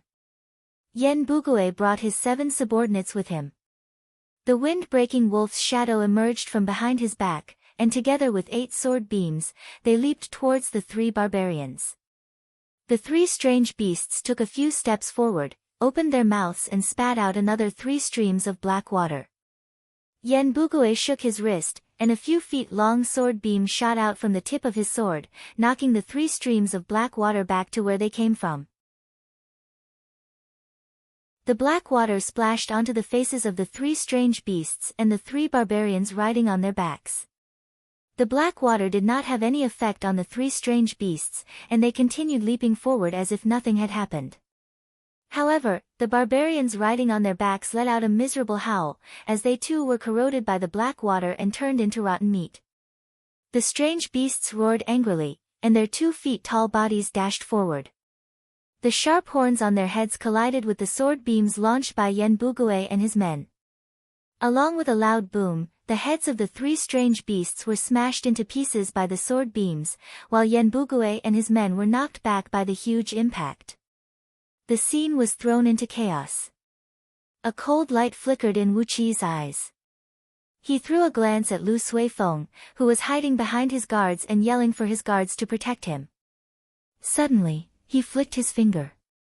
A tiny bug, about the size of a green bean and covered with inch-long poisonous hair, fell from the sky. Wu Qi controlled the bug with his finger, and it shot out with lightning speed, right into Lu Suifeng's ear. The poisonous hair of the bug suddenly stood up and pierced through Lu Suifeng's skull. The poison took effect, and Lu Suifeng fell to the ground without even making a sound. Lu Suifeng's guards let out a shrill cry, "Young master." Wu Qi narrowed his eyes and pursed his lips into a smile. Now, there was no one left to fight for the credit. Chapter 48. In the open space in the woods, a group of people with ragged clothes and full of scars were lying on the ground. Since the night before yesterday, when they had defeated the last barbarian hunting team, Wu Qi and his men had not heard any terrifying roars from the barbarians for more than a dozen hours. In this forest, the strength of the barbarians was indeed extraordinary. If it weren't for Yan Bugui and the other beast warriors, as well as the 2 Xiantian warriors, Wu Qi and Lu Qingfeng, they would have been killed by the barbarians long ago. Under the big tree, the remaining 5 right-hand men of Lu Suifeng were staring at the ground blankly. Lu Suifeng's naked body was lying on the ground. Wu Qi was diligently mixing some spices and herbs he picked from the woods together, roughly making a strong preservative and applying it on Lu Suifeng's body. During the 20 days of fleeing, Lu Suifeng's right-hand men refused to leave the dead Lu Suifeng behind. No matter what, they had to bring his body out of the woods. Wu Qi was afraid that Lu Suifeng's rotting body would emit a foul smell and attract all kinds of strange beasts that had a keen sense of smell. Therefore, he volunteered to do the preservative treatment for Lu Suifeng's body. "Although your death has a little bit to do with me, you still owe me a big favor for helping you deal with your funeral." While smearing the paste of preservative on Lu Suifeng's body, Wu Qi thought to himself, "You can be buried with a fragrant smell, you don't have to enter the coffin with a stinky smell. You owe me a huge favor. In your next life, you have to be my slave." After dealing with Lu Suifeng's body with great effort, Wu Qi found a huge tree vine and split it open with his palm. Instantly, clear water gushed out. Grabbing a handful of locust fruits and washing his hands, Wu Qi grabbed the tree vine and drank a few mouthfuls of water. Under the tree, the old devil, who was as skinny as a skeleton, and whose lower body was swollen and shiny, started to moan. He looked at Wu Qi expectantly, hoping that Wu Qi would give him a sip of water. Wu Qi hesitated for a while, but he still rolled a big leaf into a cup and fed the old devil a few mouthfuls of water. Greedily gulping down half a liter of water in one gulp, old devil almost burst into tears. The strong wind tests the strong grass, and time reveals a man's heart. Little friend Wuqi, I really can't thank you enough. Wuqi looked at Old Devil, who had suffered countless hardships along the way. He breathed out a deep sigh and said, You don't have to thank me. Even if there is a wild dog lying in front of me, I'll still feed it some water and rice. Sigh, my biggest shortcoming is that I'm too soft-hearted. Shaking his head, Wuqi stood up and walked towards Lu Qingfeng. While walking, he sighed and said, You, Old Devil, are not a good man, why should I care about you? I'm too soft-hearted, and I can't bear to see you suffer, that's why I fed you water. Also, your Marquis is my young master's enemy. It doesn't matter if he's dead, why should I help him with the smell of a dead body? I'm just too soft-hearted. After listening to Wuqi's words, Old Devil had a bad feeling in his heart. But after all, it was Wuqi who fed him water. Old Devil could only stare at Wuqi's back with a complicated look, while cursing the remaining 5 right-hand men of Lu Suifeng in his mind. These 5 men had been busy taking care of the dead Lu Suifeng along the way, but they had left Old Devil, a living man, as if he was a bag. If it wasn't for Wuqi taking care of him occasionally, he would have died in the woods. Looking at the 5 right-hand men with hatred, Old Devil swore in his mind, Even if I have to die, I'll drag the 5 of you down with me. Wuqi hastily returned to Lu Qingfeng, who was sitting cross-legged with his eyes closed, and placed the 3 black stone tablets on his shoulder. Along the way, Wuqi had been trying to decipher the secret of the black stone tablets. However, there were no words on the black stone tablets, and no ripples of energy could be sensed from them.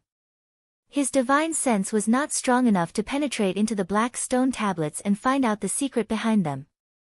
Even after a long journey, he still couldn't figure out the use of these black stone tablets. A treasure that could make Jing Ke, the great general of Great Yan dynasty, keep thinking about it, and even put a bounty on an entire province as his fief, must be something good. But because he didn't have enough strength, he couldn't get any benefits from the black stone tablets. Therefore, Wuqi didn't have any resentment. As mentioned in Scroll of Stealing, there were too many good treasures under the heaven, and not every single one of them was destined to be yours. In order to steal the great Tao of heaven and earth, one must first learn how to give up. Those who didn't know how to give up would only be distracted by everything under the heaven, and eventually bring trouble to themselves. Forcefully slapping on the 3 black stone tablets, Wuqi sprung up and said with a low voice, Your Excellency Yan, we've rested enough, let's continue our journey. Let's work hard for another 2 days, and we'll be able to leave this forest. Yen Bugue looked up at the sky. The sun was hanging right above their heads, and the golden sunlight was shining through the branches, turning into countless light swords and piercing into the dark forest. He nodded his head, stood up and said, All right, those who don't want to be killed by those barbarians, let's move out now. Lu Suifeng's right-hand men stood up speechlessly. 2 right-hand men used a crude stretcher to carry Lu Suifeng's dead body, while the other man roughly grabbed Old Devil and placed him on his shoulder. After that, the group continued their journey. Old Devil's body was in extreme pain from the violent action of the right-hand man. He groaned with great effort, and his eyes were filled with madness and hatred. Lu Ziyuan, who had lost an arm, was holding tightly onto Lu Qingfeng's sleeve, fearing that his big brother wouldn't bring him along. The horror of this forest had scared Lu Ziyuan so much that he felt like his soul was about to leave his body. Lu Suifeng was killed by the poisonous bugs, and his hanger-ons and guards were killed one after another by the barbarians' strange methods.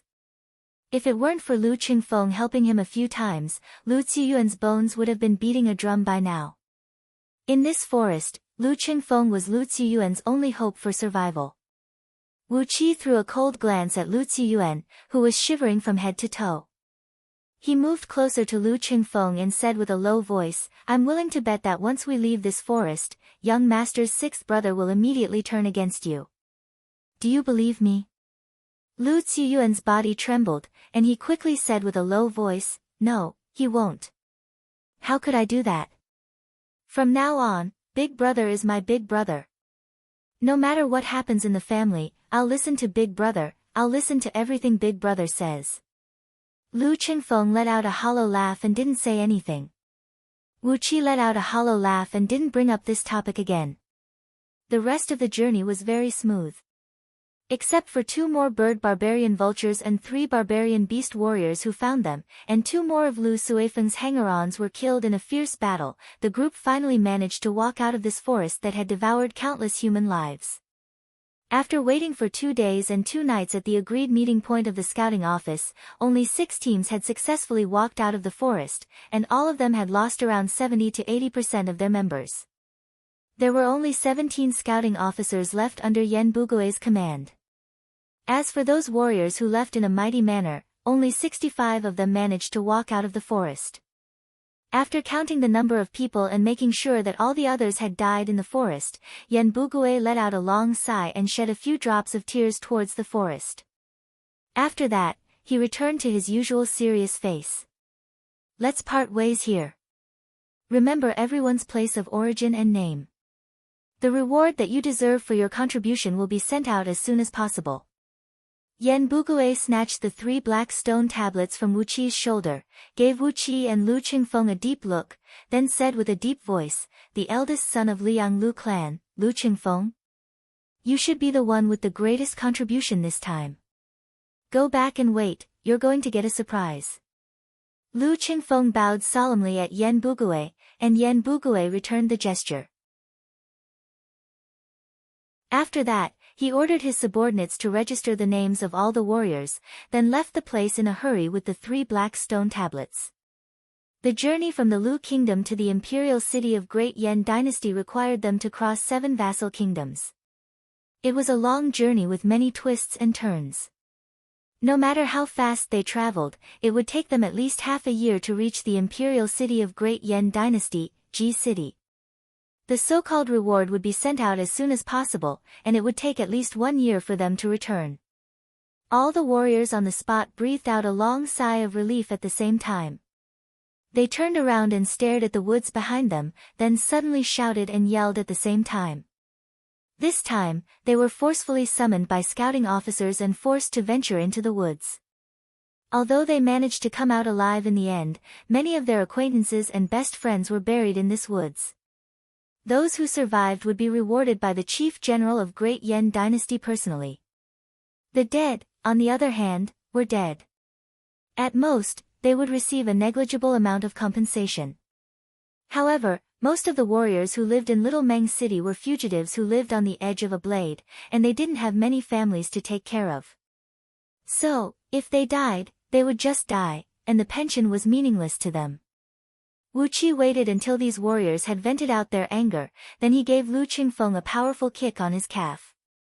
He pouted at these warriors, then pushed Lu Qingfeng, who had a silly smile on his face, a few steps forward with his shoulder. Lu Qingfeng suddenly came to his senses. He bowed deeply at these warriors and said, "Fellow warriors, I, Qingfeng, am the acting mayor of Little Meng City. It is fate that brought us together in this difficult time. All of you have great abilities, but in the end, you will wither together with the grass and trees. It is a pity. Currently, in Qingfeng's mansion, we still lack a lot of followers. I, Qingfeng, am waiting for you.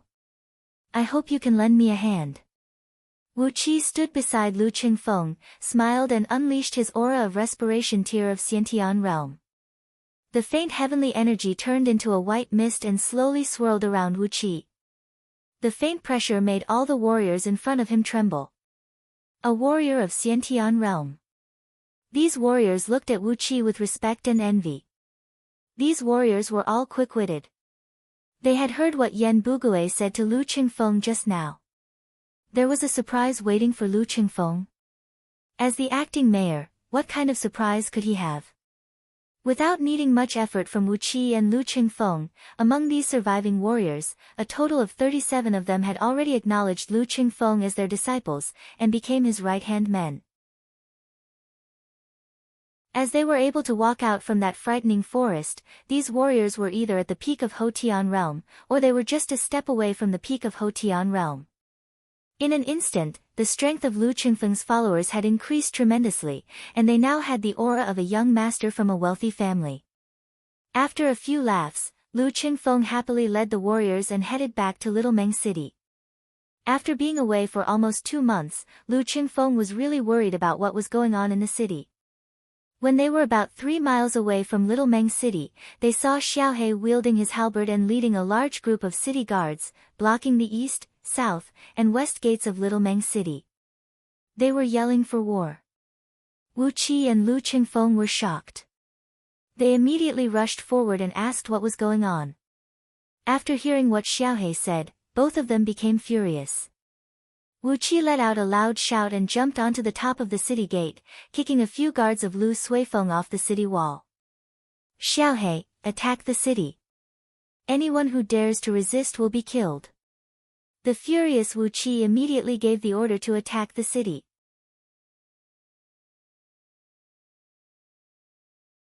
Chapter 49.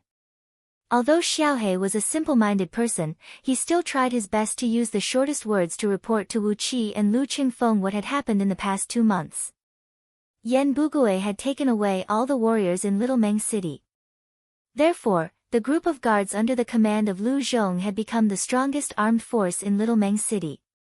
Be it in terms of equipment, morale, cultivation level, or training level, this group of guards had the power to defeat thousands of city guards of Little Meng City. Besides having a strong force, Lu Zhong also carried the official document and token of Lu Suifeng as the military supervisory officer, which gave him the right to supervise the city guards of Little Meng City. After Wu Qi and Lu Qingfeng left, Lu Zhong became even more domineering. Clearly, he had asked those accountants who were in charge of auditing the accounts to falsify the accounts on the spot and blame it on Wu Qi and Lu Qingfeng. Then, he burned all the original account books into ashes. He had bribed and threatened some wealthy merchants in the city, framing Wu Qi and Lu Qingfeng, and had gotten over 100 evidence of Wu Qi and Lu Qingfeng taking bribes, raping innocent girls, and disturbing the people. Every single one of them had a crime and a witness, and it had become an ironclad case. In the end, he gathered all the former city guards captains who were chased away by Wu Qi, and asked them to stand out and push all the blame onto Lu Qingfeng. When Yi Yan was the mayor, the burglary of the mayor's mansion, and so on, were all handled by Wu Qi and Lu Qingfeng.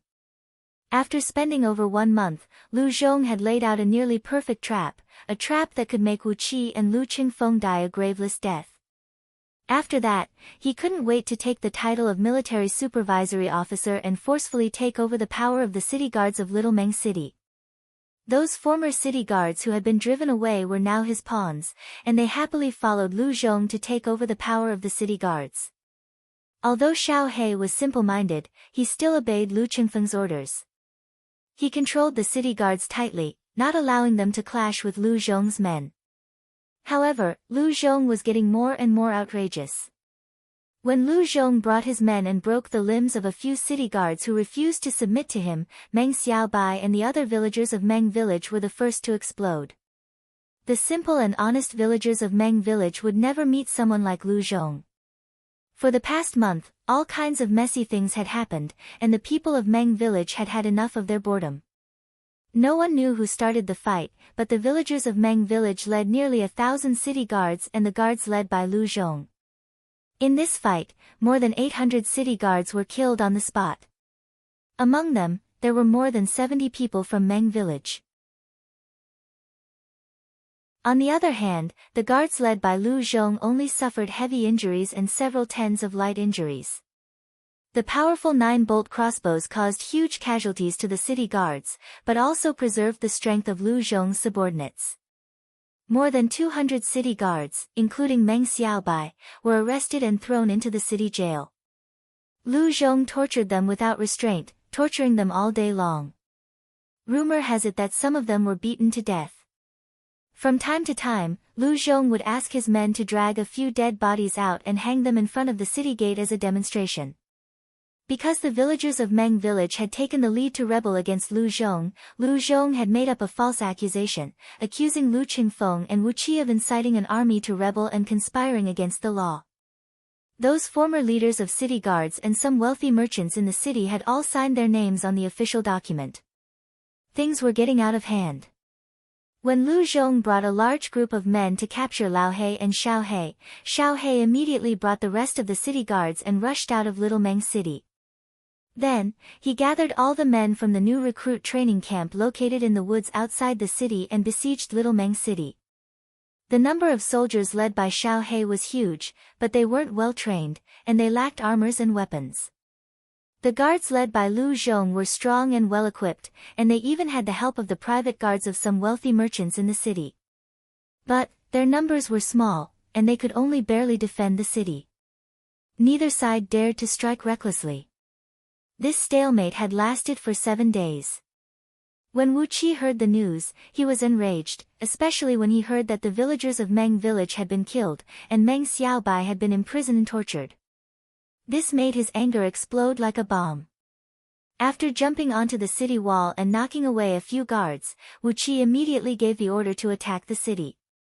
When Lu Qingfeng heard the whole story, he furrowed his brows, gritted his teeth and said, "The barbarians have retaliated by attacking Little Meng City and killing a few hundred of Marquis Lu's personal guards. The city wall of Little Meng City has been breached, and the wealthy merchants in the city have suffered a great loss."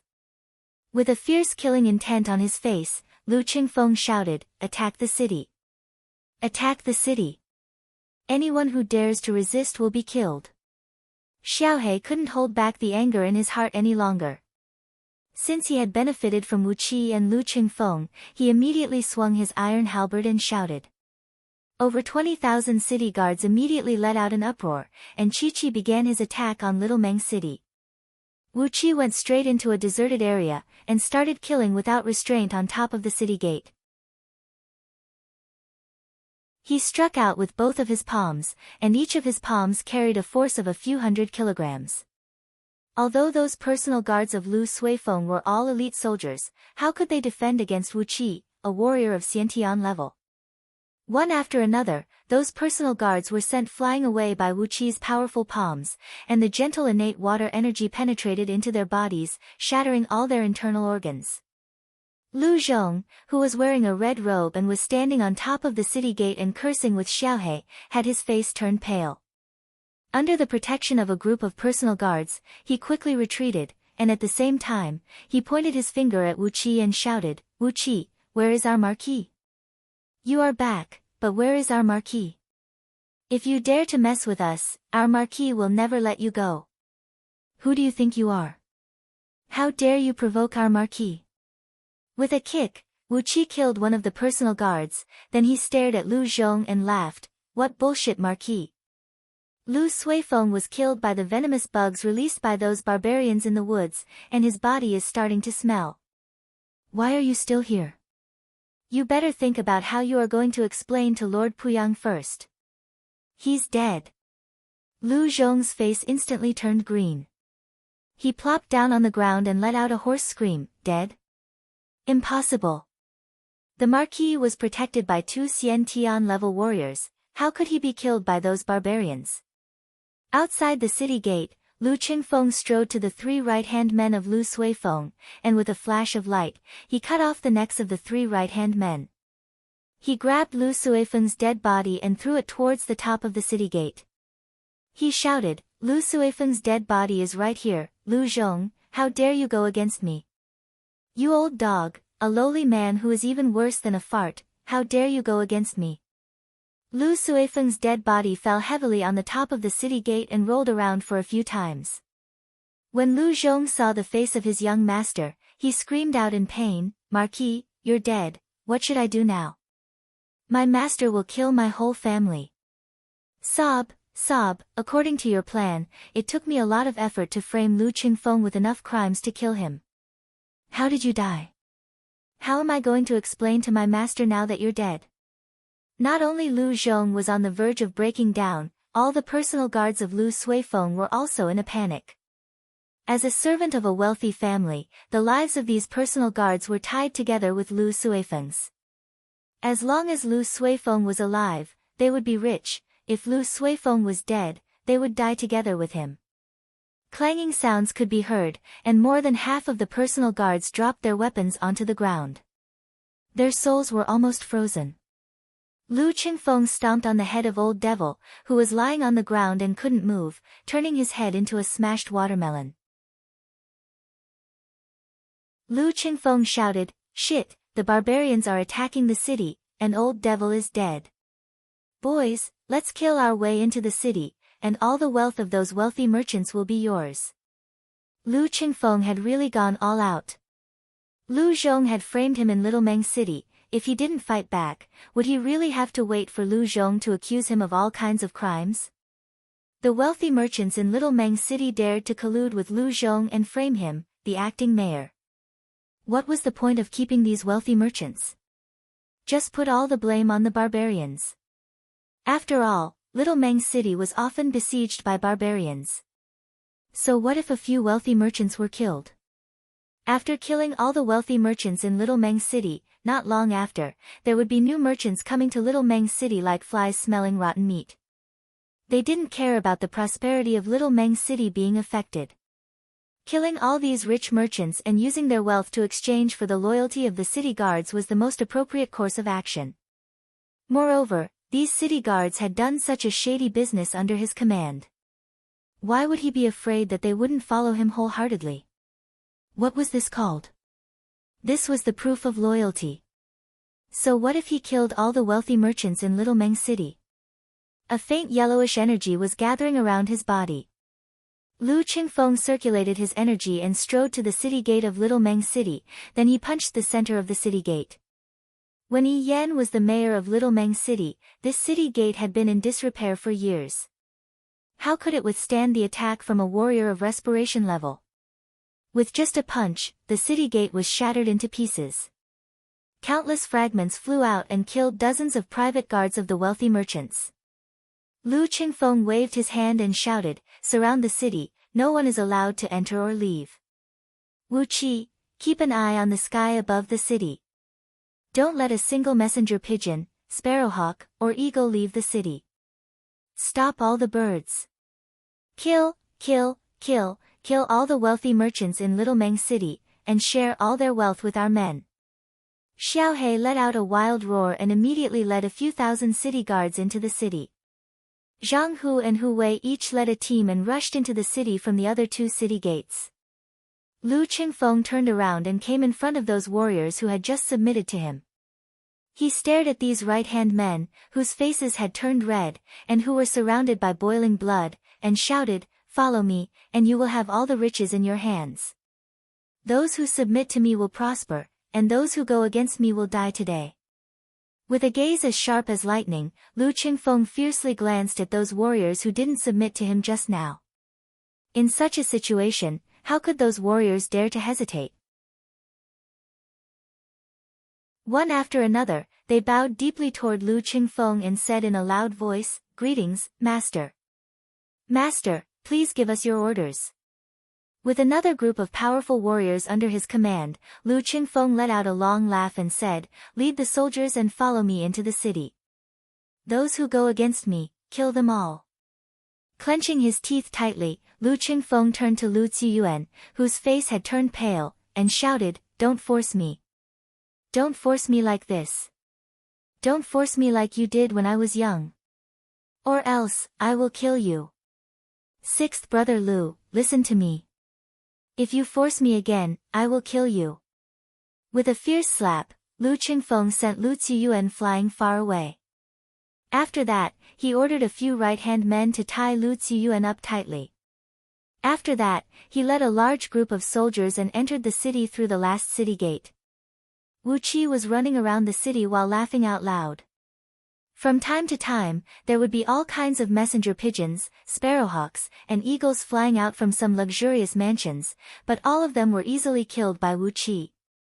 All the houses in Little Meng City had their doors tightly shut, and no one dared to go in or out.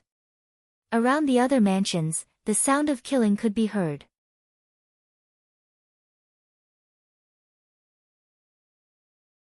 Chapter 50. The sky above Little Meng City was filled with dark smoke. All the shops and mansions in the city had been looted by the city guards. A huge amount of gold, silver, and jewelry were piled up on the drill ground of the city guards. Lao He, who was sweating profusely, was distributing these items evenly according to the number of people in each battalion. Deputy generals, lieutenants, and soldiers were distributed equally according to the number of people. Heavy gold beads, silver ingots, large strings of copper coins, sparkling and translucent pearls, sparkling gems, expensive furs and silks, rare spirit medicines and spirit stones. Dozens of barbarian hunters and herb gatherers were estimating the value of these items and distributing them evenly. Regardless of officers or soldiers, they were holding huge piles of wealth that they couldn't earn back even after decades of hard work. They were staring at Lu Qingfeng, who was standing on the drill ground, and cheering, "Long live the king." The cheers of "Die for young master" resounded through the sky. The morale, vigor, and wildness of these 28,000 city guards were boiling. At this moment, even if the king of the Lu kingdom was here, he would be torn apart by these crazy soldiers. Leading a team of soldiers, Wu Qi was hurriedly picking up the dead bodies on the street and transporting them into the woods outside the city. In just one night, these thousands of dead bodies would be eaten by the wild beasts in the woods, and not even a hair would be left. Hundreds of wealthy merchants who were doing business in Little Meng City were slaughtered by the crazy city guards. Not a single one of them was spared. From Lu Zhong, who had been chopped into meat paste, they found the papers signed by these merchants. Basically, all of these merchants were standing on the opposite side of Lu Qingfeng, cooperating with Lu Zhong to sue Lu Qingfeng. Looking at another cart of dead bodies being pushed out of Little Meng City, Wu Qi put his palms together and chanted "Amitabha" without any sincerity. The earlier you die, the earlier you can reincarnate. Don't stay in this world and become an evil spirit. This is the end of your life.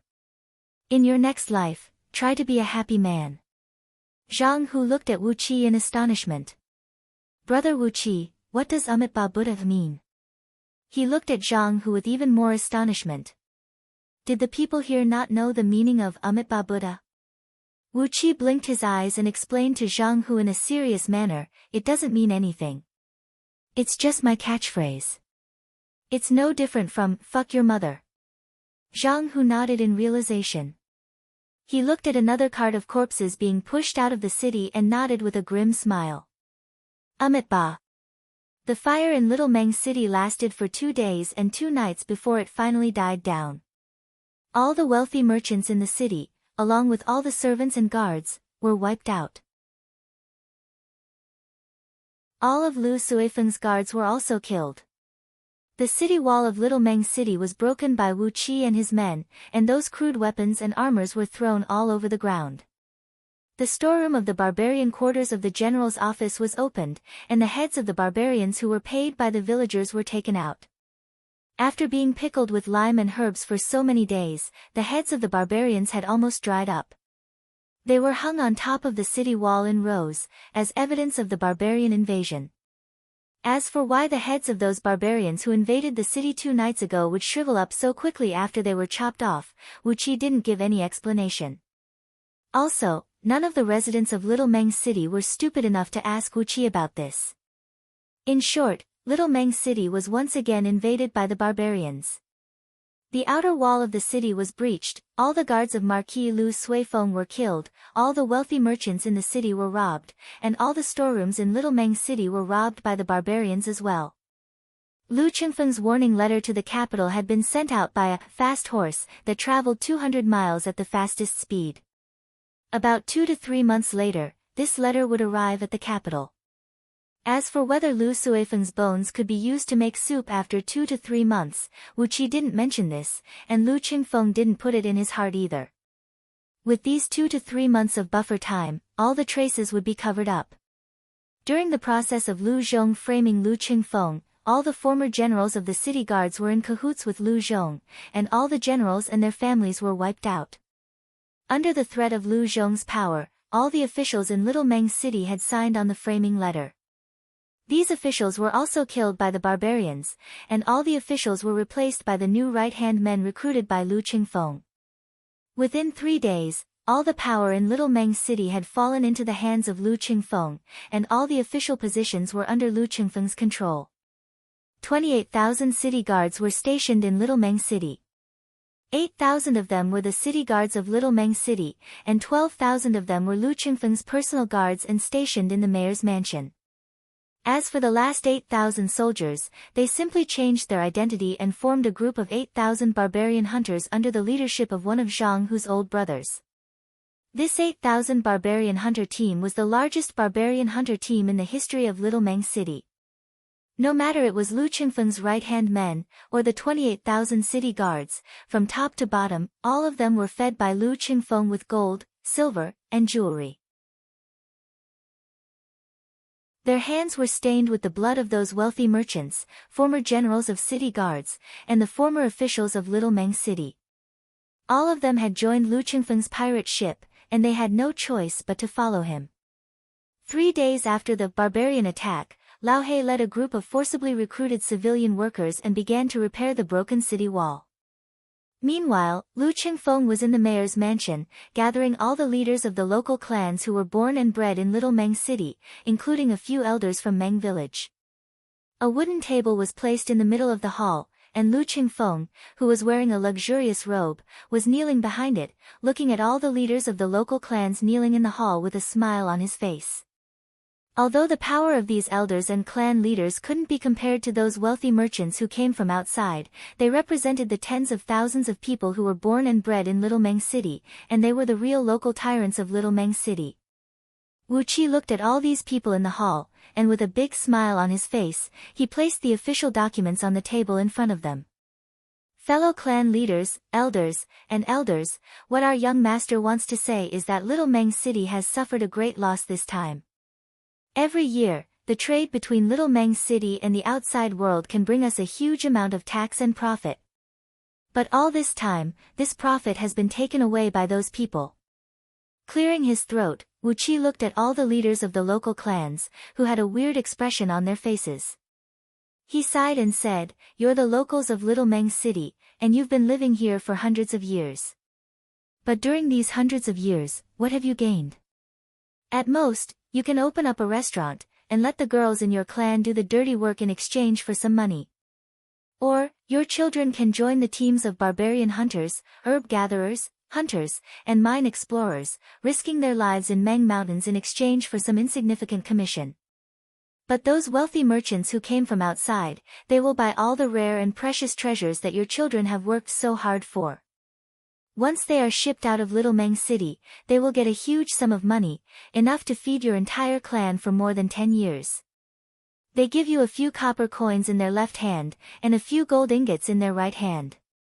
They have been exploiting you, bullying you. As the owners of Little Meng City, you can't be the owner of Little Meng City."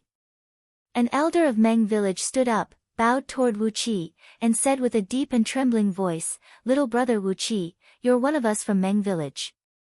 Tell us, whatever young Master Lu wants us to do, we'll do it."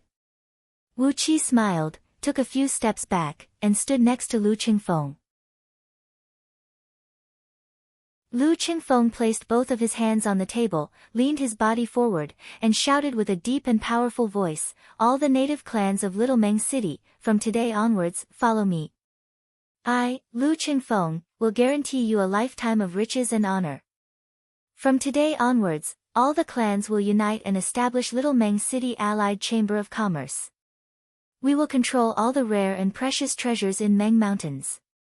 Slapping on the table, Lu Qingfeng shouted, "From today onwards, Meng Mountains, this fat piece of meat, will belong to all of us. In the future, all of you will be able to wear gold and silver, drink wine and beautiful women, sing every night, and ride around the city in fancy clothes. This is what I, Lu Qingfeng, promise you. As long as all of you sign the document and pledge your loyalty to me and the Allied Chamber of Commerce of Little Meng City, riches and honor will not be a problem."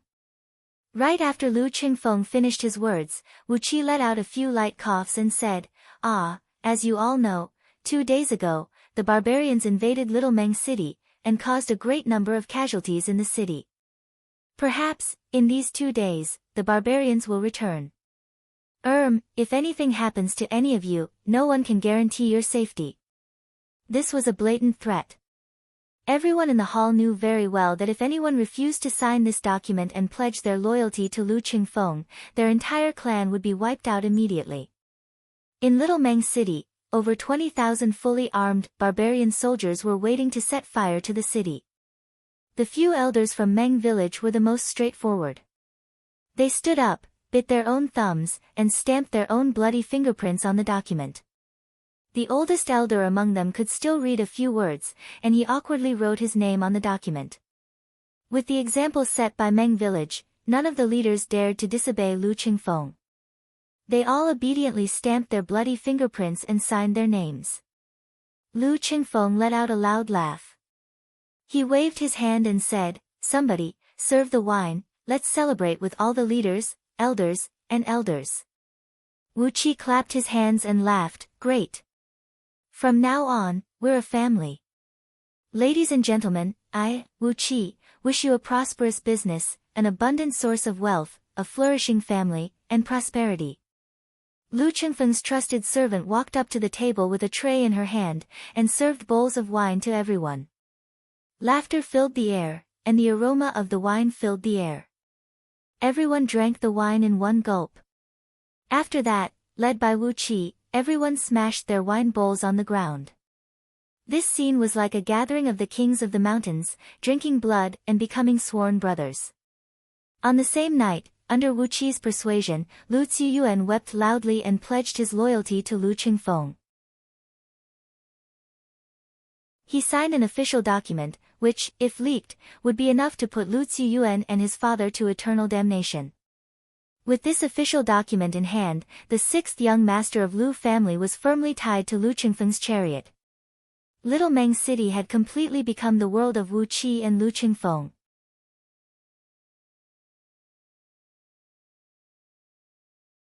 Chapter 51. Everything under the heavens is for profit, and everything under the heavens is for profit.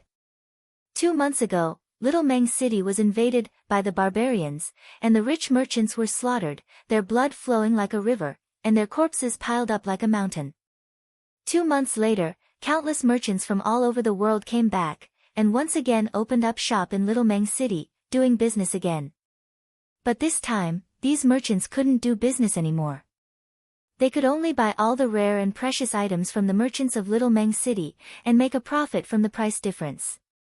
Lu Qingfeng knew about the market price of these rare and precious items from all over the world.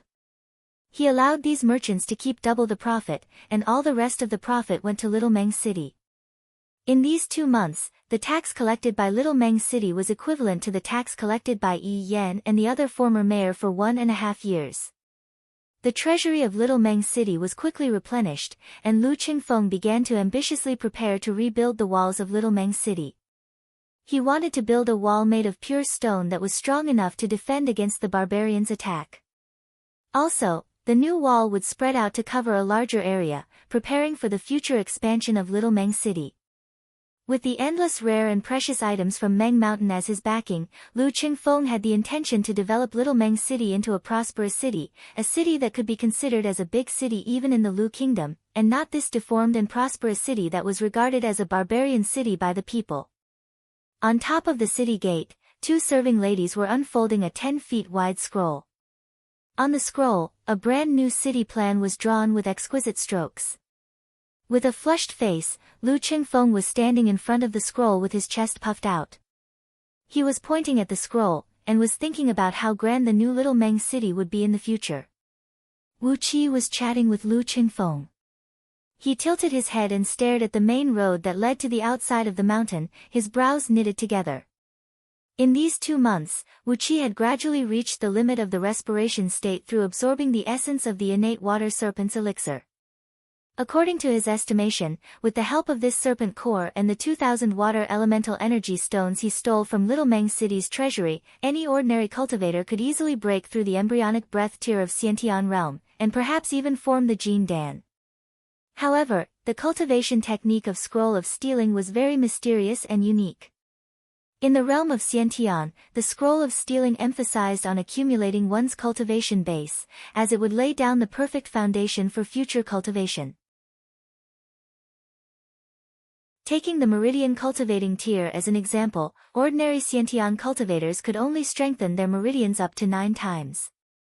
However, according to the Scroll of Stealing, it was recommended to use innate water energy to strengthen the meridians up to 108 times. Judging from this, if he wanted to improve his innate water energy to the embryonic breath of innate realm, Wuqi would need at least 20 times more spiritual stones than he did now. But in Little Meng City, there was no way he could find so many water elemental energy stones. If he wanted to get a better cultivation condition, the most convenient way was to join a sect of cultivators in this world. After talking with Lu Qingfeng for the past 2 months, Wuqi had learned that there were sects of cultivators in this world, and all of them were extremely powerful. However, all the sects of cultivators relied on the Great Yan dynasty to survive, and the founders of all sects of cultivators were either the sons or followers of Emperor Yan Dan. For example, the background of Scouting Office was actually a very powerful sect of cultivators in the Great Yan dynasty, and its founder was the general of the Great Yan dynasty, Jing Ke. Most of the other sects were the same, and the founders of these sects were closely related to the Great Yan dynasty. The sects of cultivators were under the strict control of the Great Yan dynasty, and the techniques of cultivation were never taught to anyone easily. If one wanted to become a disciple of a sect of cultivators, he or she must be a genius with great talent, or the son of a noble family of the Great Yan dynasty.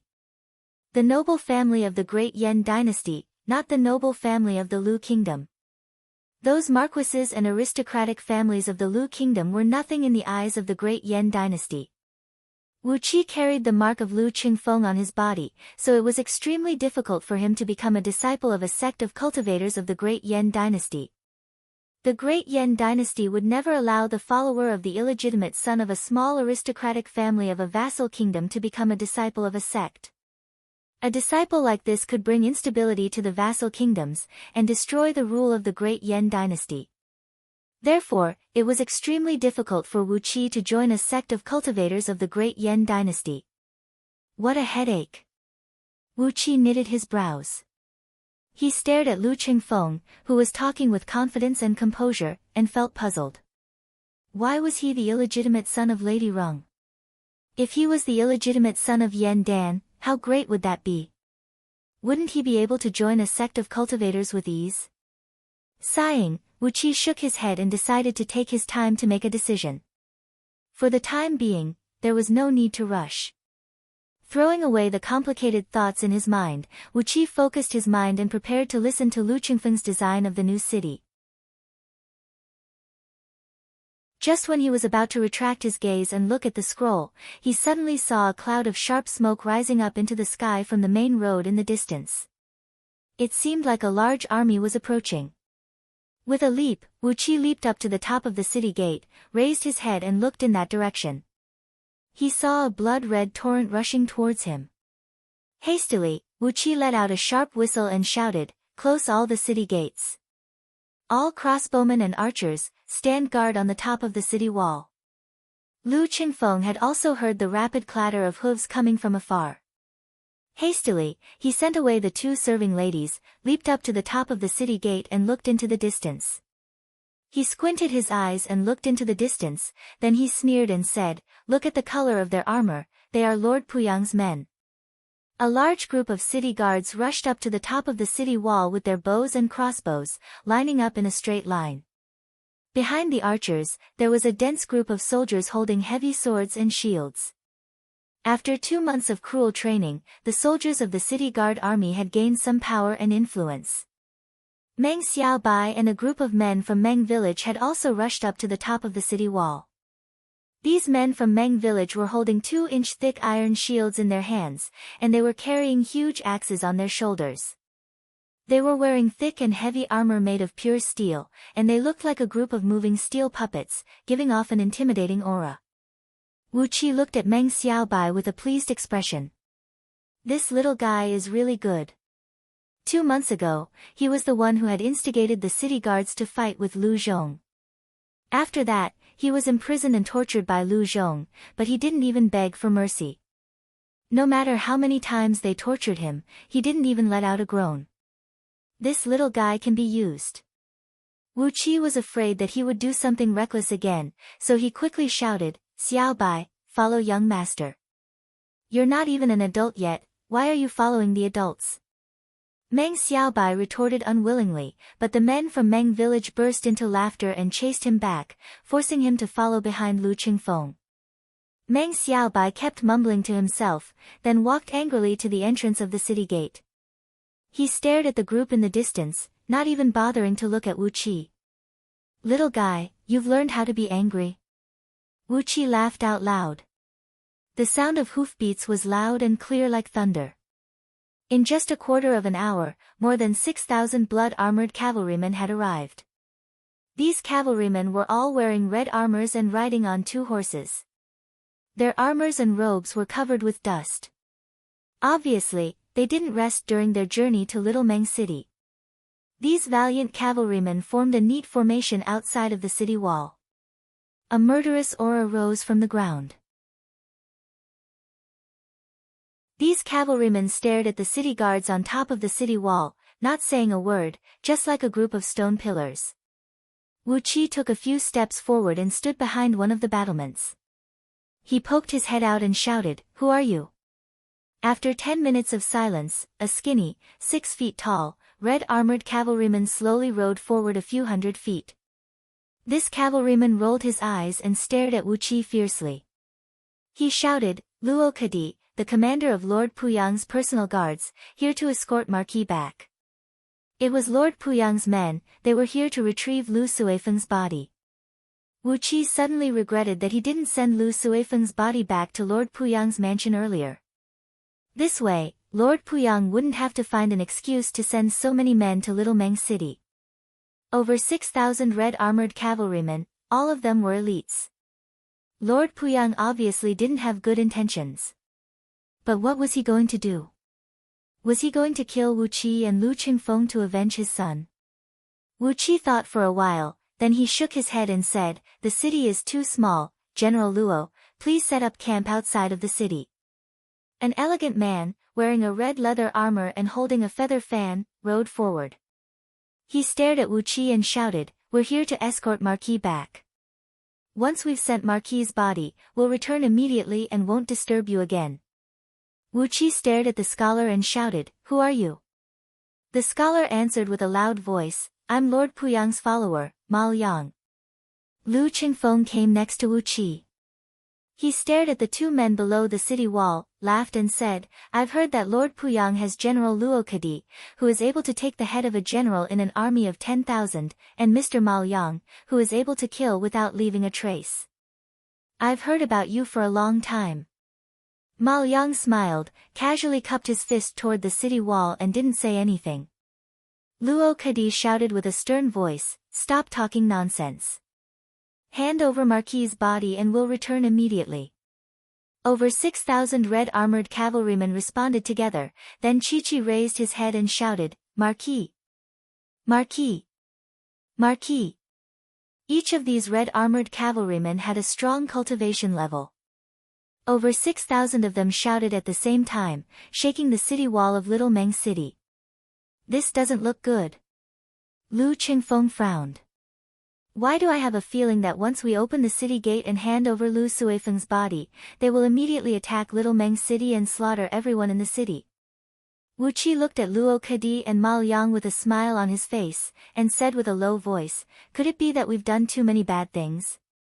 Lu Qingfeng gazed at him unhappily and said, "Lu Suifeng was poisoned to death by a poisonous bug, it has nothing to do with us." Wu Qi remained silent for a while, then he moved closer to Lu Qingfeng and whispered into his ear, "But, it was me who shot those poisonous bugs into his ear." Wu Qi was laughing secretly, while Lu Qingfeng's eyes turned white, and he couldn't say anything for a long time. Suddenly, he had a feeling that over 6,000 red-armored cavalrymen were preparing to attack the city for revenge. Both of them looked at each other, and after a while, Lu Qingfeng shouted, "General Meng, please bring 100 men with you and Mr. Ma Liang into the city to welcome Marquis back." Luo Kadi raised his head up and stared at Wu Qi and Lu Qingfeng for a while, then he waved his hand. From the army behind, 100 cavalrymen sprinted out.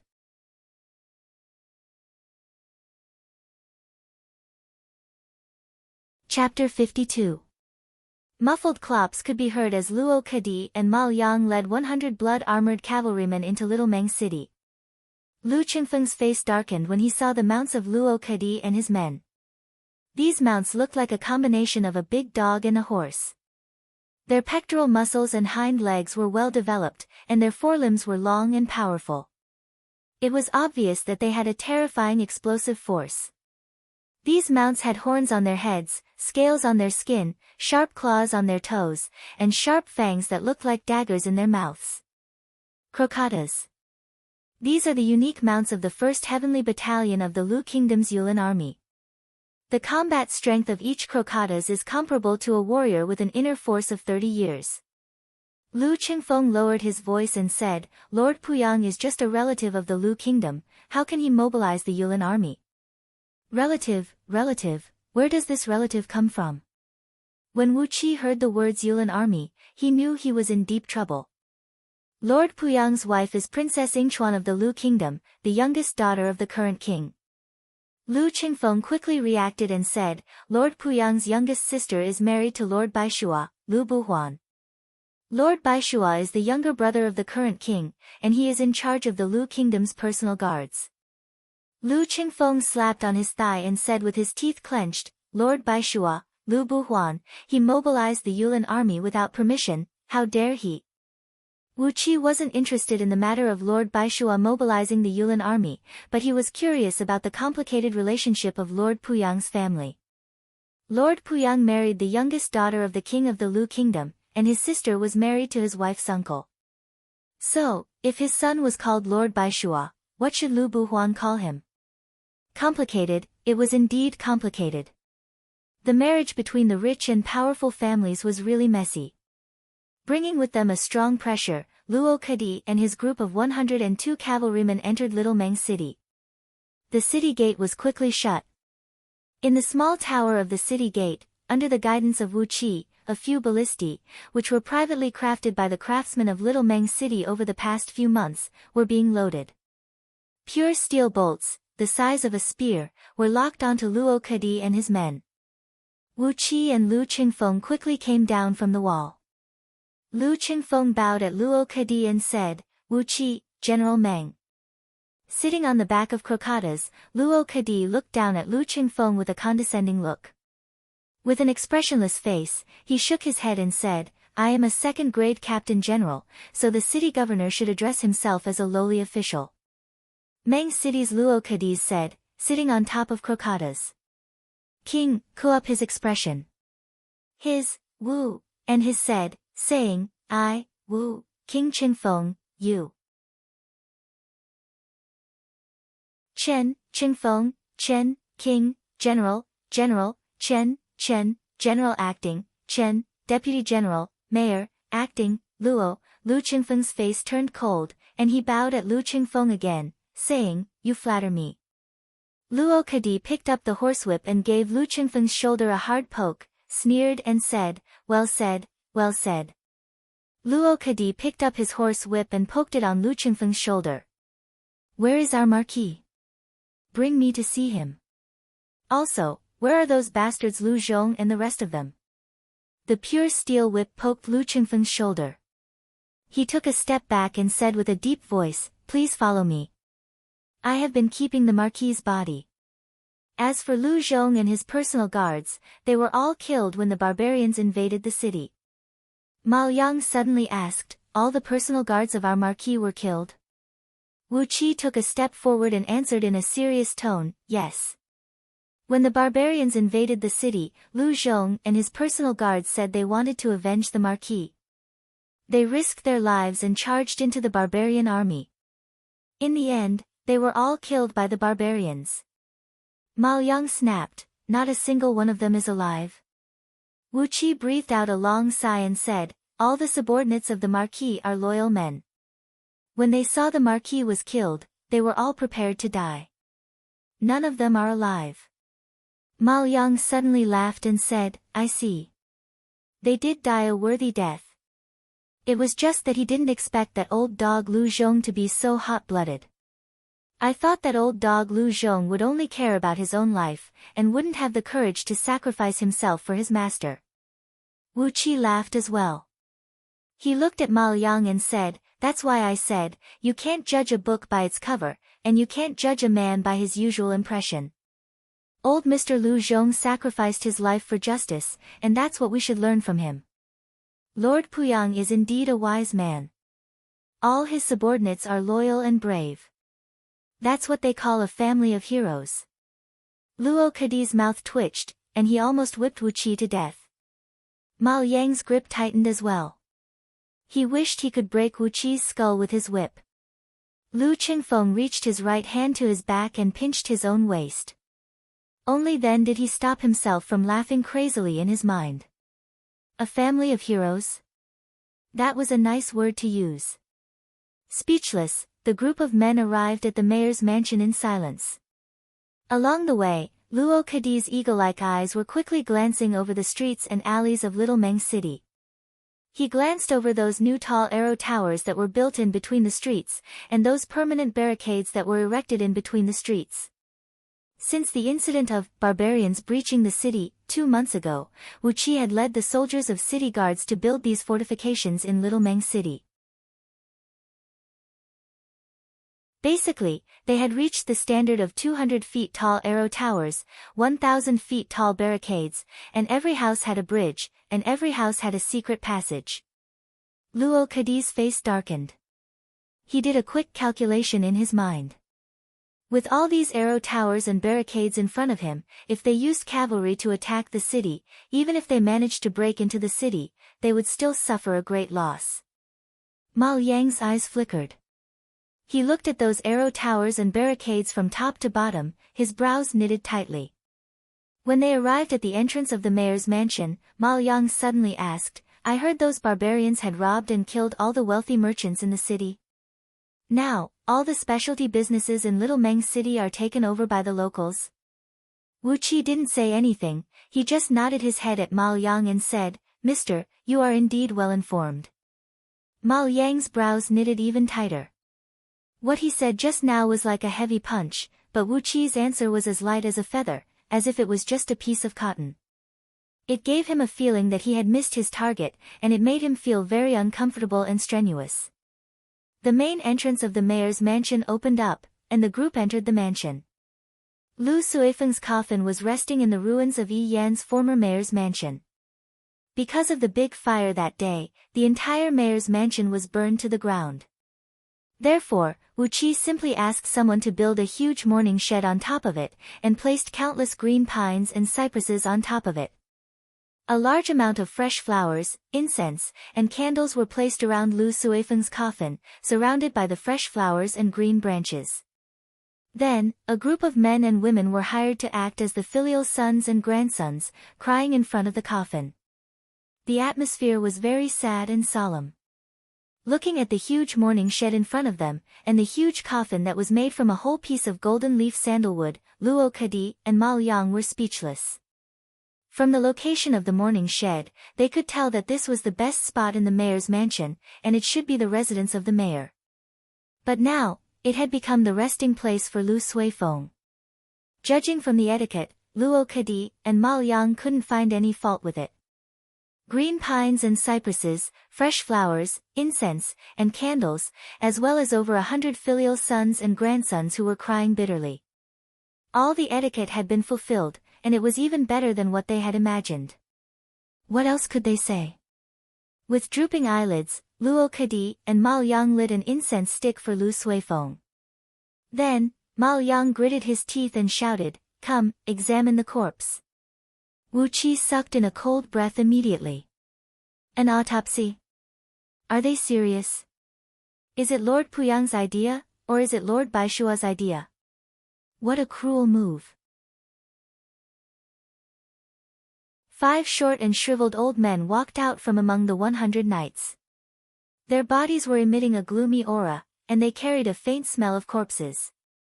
They walked unsteadily, and didn't have any internal energy. However, their eyes were bright, and when they looked at people, it was as if they were looking at corpses. They walked to the coffin, pushed open the heavy lid, and carried Lu Suifeng's body out of the coffin. Lu Suifeng's body was wrapped in a thick layer of silk, and it was covered with antiseptic powder and medicine. These 5 old men quickly tore apart all the silk with a small knife, revealing Lu Suifeng's blackened body. He died of a deadly poison. The wound is on his ear. There are no internal injuries, and his internal organs are intact. External injuries, and his lower body is injured. Apart from that, there are no other injuries. The 5 old men dismembered Lu Suifeng's body with 5 small knives, and dug out his internal organs, including his brain, one by one. Then, they used all kinds of strange tools to examine them. They even cut off a small piece of tissue from Lu Suifeng's internal organs, and soaked it in a strange potion. Through the changes in the color of the potion, they tested what kind of poison Lu Suifeng was poisoned with, and how many kinds of poisons he was poisoned with. When Lu Qingfeng saw the scene of Lu Suifeng being dismembered, he immediately turned around. Wu Qi curiously stood beside the 5 old men, admiring their swift movements, and from time to time, he would ask them about the tools and potions they used. It was nothing more than a forensic doctor performing an autopsy. What was there to be surprised about? After tossing and turning Lu Suifeng's body for almost an hour, the 5 old men wiped the sweat off their foreheads and stood up. General Luo, Mr. Ma, the Marquis was indeed poisoned to death by a poisonous bug that crawled into his ear. But the wound on his lower body is a little strange. The 5 old men stood in a straight line in front of Luo Kadi, and bowed deeply to him. Luo Kadi walked to Lu Suifeng's side. He stared at Lu Suifeng's broken body for a long time, then he clenched his teeth and said, "The Marquis said that we must thoroughly investigate the death of the Marquis. Whoever dares to go against us, the Duke of Puyang Mansion, should be prepared to die." Turning around, Luo Kadi shouted, "Where is Lu Ziyuan? Didn't he go into the forest with you? Where is Lu Ziyuan?" Stamping his feet, Luo Kadi roared angrily, "The Marquis was protected by 2 embryonic breath stage Xiantian cultivators. How could he die? And how did you come out alive? Get Lu Ziyuan out here, I want to confront him." Lu Qingfeng let out a light cough, and Zhang, who had already brought Lu Ziyuan, whose face had turned pale. Just as they arrived in front of the shed, Lu Ziyuan knelt down in front of Lu Suifeng's body and started howling. "Marquis Lu, you died a horrible death. After you died, your body was dismembered by 5 horses, and you died without a whole body."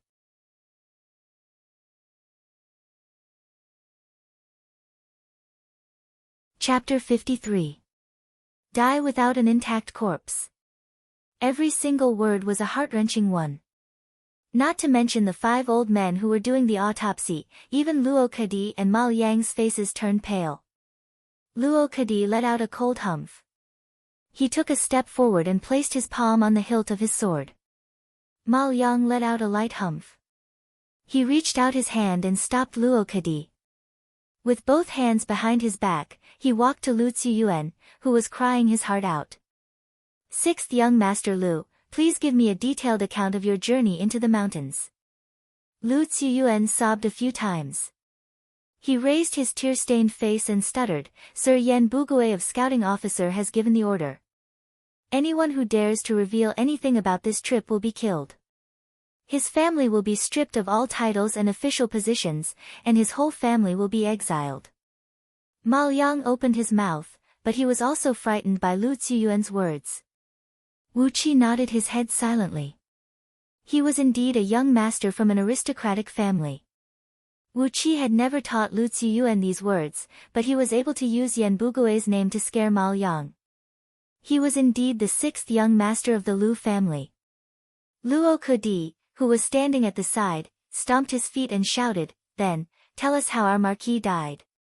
When Lu Ziyuan heard Luo Kadi's words, he started crying and banging his head a few times on the ground.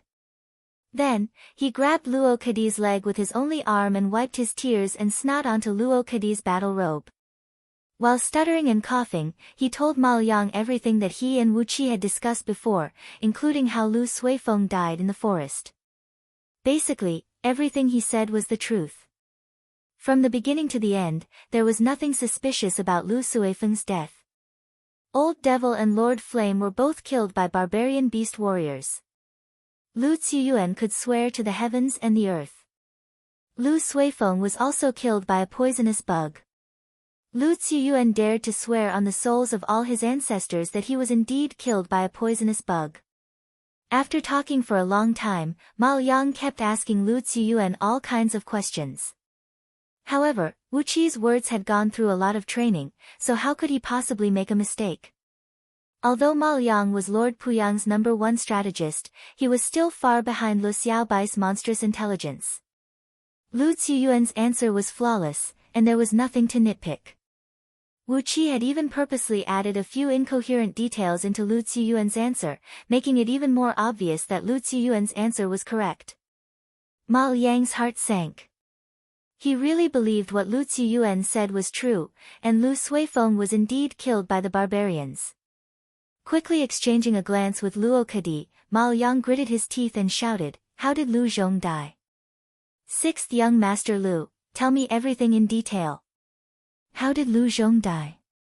Of course, Lu Ziyuan's answer was impeccable, and it matched perfectly with Wu Qi's answer just now. Ma Liang blinked his eyes and angrily lowered his head, falling into deep thought. Luo Kadi let out a light cough. He freed himself from Lu Ziyuan's arm and said with a cold voice, "So, Mayor Lu, I'm going to say the same thing. Our marquis was protected by 2 embryonic breathing realm Xiantian cultivators. Why did he die in the forest, but you guys are still alive?" When Lu Qingfeng was about to say something, Wu Qi laughed out loud and said, "General Luo, what a funny question. Are you telling me that we were supposed to die in there?" Luo Kadi stared at Wu Qi and said in a cruel tone, "Our marquis is dead, and so are our 2 masters. Why are you still alive?" Luo Kadi moved his skinny body, and a scorching hot aura burst out from his body. Faint light red natural energies were rushing into his body. He was actually a Xiantian warrior, and judging from the aura he was emitting, he had obviously reached the physique-strengthening realm. When the fire elemental energy rushed into his body, his skin and flesh began to emit a light red glow, and the battle robe he was wearing suddenly started to burn. The flame wrapped around Luo Kadi, and soon, his battle robe was burnt to a crisp, leaving only the blood-red battle armor. Wu Qi quietly took a few steps back. He waved his hand, and hundreds of city guards raised their 9-bolt crossbows and aimed at Luo Kadi. "Don't be rash, don't be rash." Wu Qi sneered and said, "Even if General Luo is a Xiantian warrior, with so many 9-bolt crossbows shooting at you at such a close distance, you will be turned into a sieve. You don't want to taste it, do you?" Ma Liang let out a light cough. Luo Kadi's body trembled, and the light red flame quickly retracted back into his body. "I'm sorry." Ma Liang cupped his fist at Wu Qi and said, "Old Luo has a bad temper, but he didn't mean any harm. It's just that he couldn't accept the tragic death of the marquis. Mayor Lu, please allow us to transport the marquis's coffin out of the city. We will return to the capital city now." Lu Qingfeng nodded and said, "You don't want to rest for the night?" Ma Liang sighed and said, "Since things have come to this, why should we rest? We should hurry up and send the marquis back."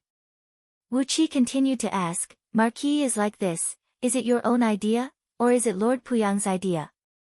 Wu Qi pointed at Marquis Lu, whose internal organs were all removed.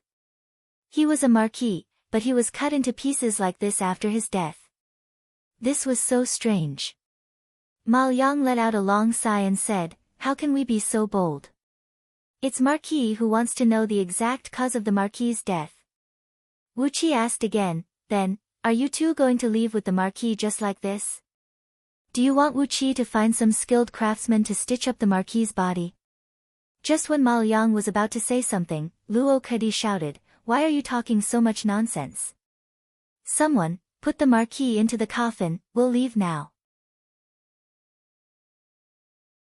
Luo Kadi threw a glance at the 9-bolt crossbows in the hands of the city guards, sneered, and said, "I didn't expect Little Meng City to have such good armaments. How could they have so many 9-bolt crossbows?" Wu Qi said with an indifferent tone, "Oh, these 9-bolt crossbows were left behind by the Marquis's personal guards after they were killed. Of course, we can't let them go to waste. Of course, these 9-bolt crossbows belong to the Marquis, but our young master is willing to buy them at a high price. Luo Kadi's expression changed and was about to explode, but Mal Yang laughed and said, "They are just worldly possessions, so what? Forget it, since the Marquis is no longer here, let's just leave these 9-bolt crossbows in Little Meng City."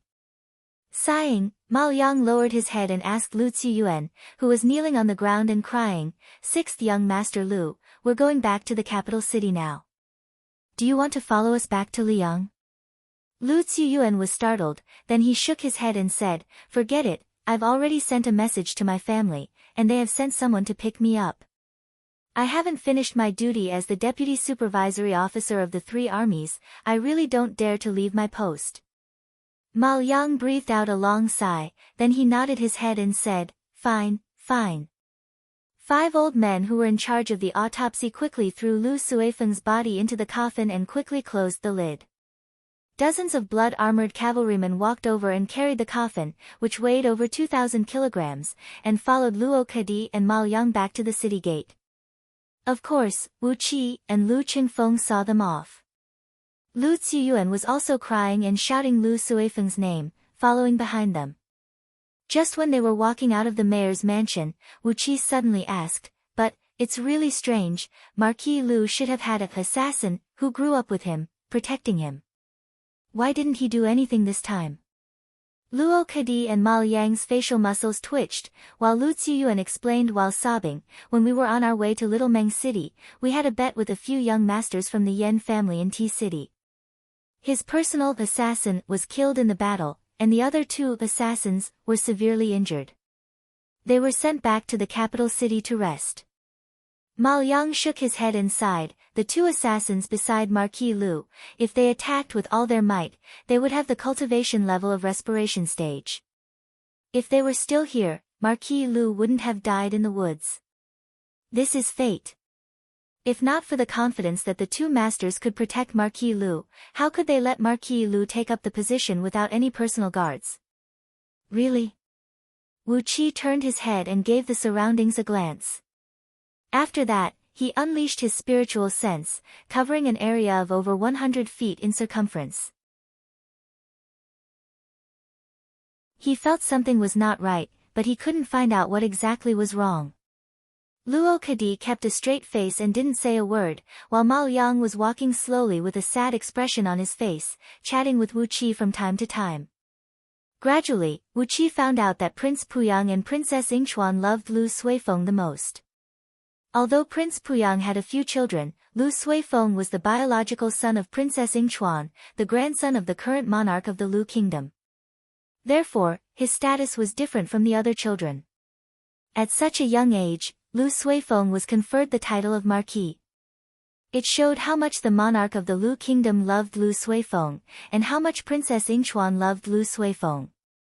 If not because of Princess Yingchuan's love for Lu Suifeng, who insisted on begging her father, how could a young man like him be conferred the title of Marquis?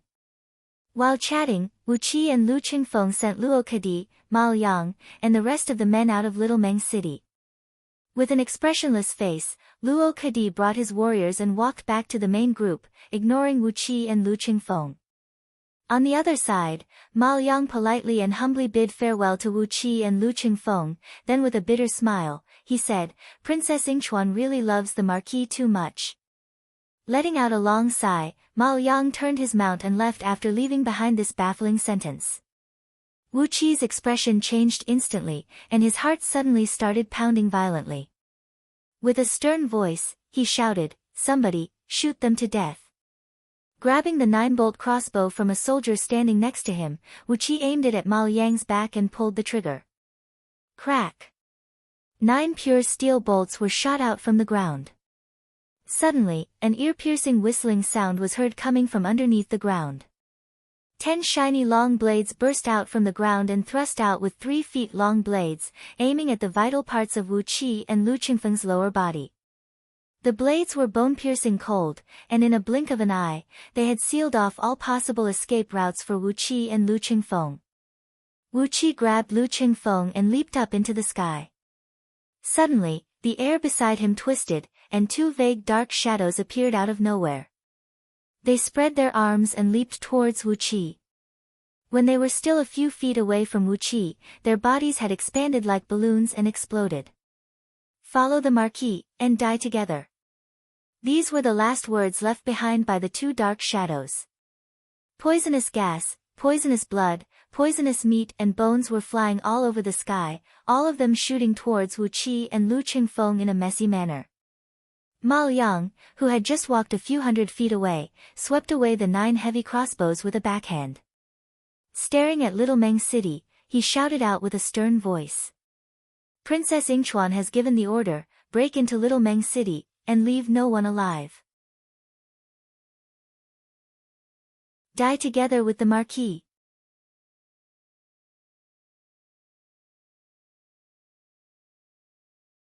Chapter 54. In the Liangqiu prefecture of the Lu Kingdom, Liang City. In the northern part of the city, where the Li River and the Liangqiu Mountain converged, the 5 miles wide Li River had changed from its previous 3,000 miles of turbulent flow to a gentle and elegant state, even carrying a hint of shyness and tenderness of a young girl. The Li River, which had slowed down, had formed a lake with a circumference of 30 miles. Between the mountains and the mountains was an exceptionally fertile land. A castle that was 3 times larger than the city of Liang stood on this piece of land. The city wall of Liang City was 50 feet tall and 35 feet wide, and was entirely built with bluestone strips. The city wall of the castle was 70 feet tall and 45 feet wide, and was built with granite that measured about 10 feet in both width and length. The city wall of the castle was 4 miles in both width and length. Within the castle, there were layers upon layers of mountains, rivers and gardens, and countless pavilions were hidden in the mist. At the 4 corners of the castle, there were 4 fortresses that measured 1 mile in both width and length, each with 1,200 elite soldiers stationed in each of them. A total of 4,800 elite warriors of the clan were guarding the outer defensive line of the castle, while the city guards of Liang City only numbered 3,000. On top of the 4 city gates of the castle, there was only a square black stone slab that measured 3 feet in both width and length. On top of it, a square character of Lu was written in large seal characters. Apart from that, there were no other signs. This castle was where the main branch of the Lu family of Liang City was located, the core of the Lu family. It was the place where the Lu family of Liang City, the #1 family in the Lu Kingdom, controlled the entire power of the clan. At noon, under a dense cluster of grape trellises in the northeast corner of the city, 24 serving ladies were standing in a straight line against a parapet wall. They were holding their breaths and staring at the ground 3 inches in front of their feet, not daring to make even the slightest sound. Under the grape trellis, on a warm and sparkling white jade bed, a noble woman whose complexion was similar to that of a 16-year-old girl, but the corners of her eyes and the tips of her brows were a bit more mature, giving off an extremely dignified and murderous aura. She was currently lazily leaning against a bundle of embroidery, lightly stroking a poisonous snake coiled in front of her. The poisonous snake was 12 feet long and as thick as an adult's arm. Its entire body was covered in blue scales, and there was an extremely thin red line from its lower jaw to its tail. The poisonous snake coiled in front of the lady, flicking its foot-long tongue in and out from time to time, letting out a hissing sound that could make anyone shudder. Those who were familiar with all poisons in the world would recognize that this poisonous snake was a rare mid-tier demonic beast, the blood rainbow blue cloud seed. This kind of snake was born 1 foot long, and it would grow 1 foot every 100 years. Looking at this blue cloud snake's body length, it should have lived for 1100 years. Lan Xiazi ran like the wind. The blue scales on its body were extremely tough, impervious to all weapons.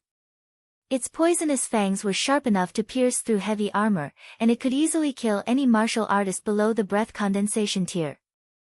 Under the gentle stroke of the noblewoman, this poisonous and ferocious Lan Xiazi became as docile as a kitten. It kept flicking its tongue out lazily, and from time to time, it would wiggle its body that was glowing with a bright blue light, gently rubbing against the noblewoman's palm. Four beautiful maids with stunning figures and temperaments stood by the jade bed, silently serving tea and water to the lady, peeling the skins and seeds of the grapes, and feeding the sweet grape pulp into the lady's mouth. All of a sudden, a series of rapid footsteps was heard. A middle-aged scholar, clad in undergarments and a cloak, came out from behind a cluster of blooming Chinese roses. He strode quickly to the jade bed, grabbed the lan xiaozi, and threw it over 70 to 80 feet away, then lay down right next to the noblewoman. His right arm wrapped around the noblewoman's waist, and he massaged her waist and buttocks a few times. The four serving ladies bowed deeply and respectfully, then called out softly, "Clan leader." Lu Wenrua, the current clan leader of Lu clan, the husband of Lady Ranyang, and the nominal father of Lu Qingfeng, reached out his hand and patted the chest of one of the serving ladies, then said coolly, "All right, don't be so courteous. Since when have you few little demons ever treated me as the clan leader?" The four serving ladies giggled, their cheeks blushing red as they stared at Lu Wenrua with tender eyes. The noblewoman lying on the jade bed, who was also Lu Qingfeng's mother, Lady Ranyang, frowned and scolded impatiently, "A bunch of foxes. Get the hell away from me.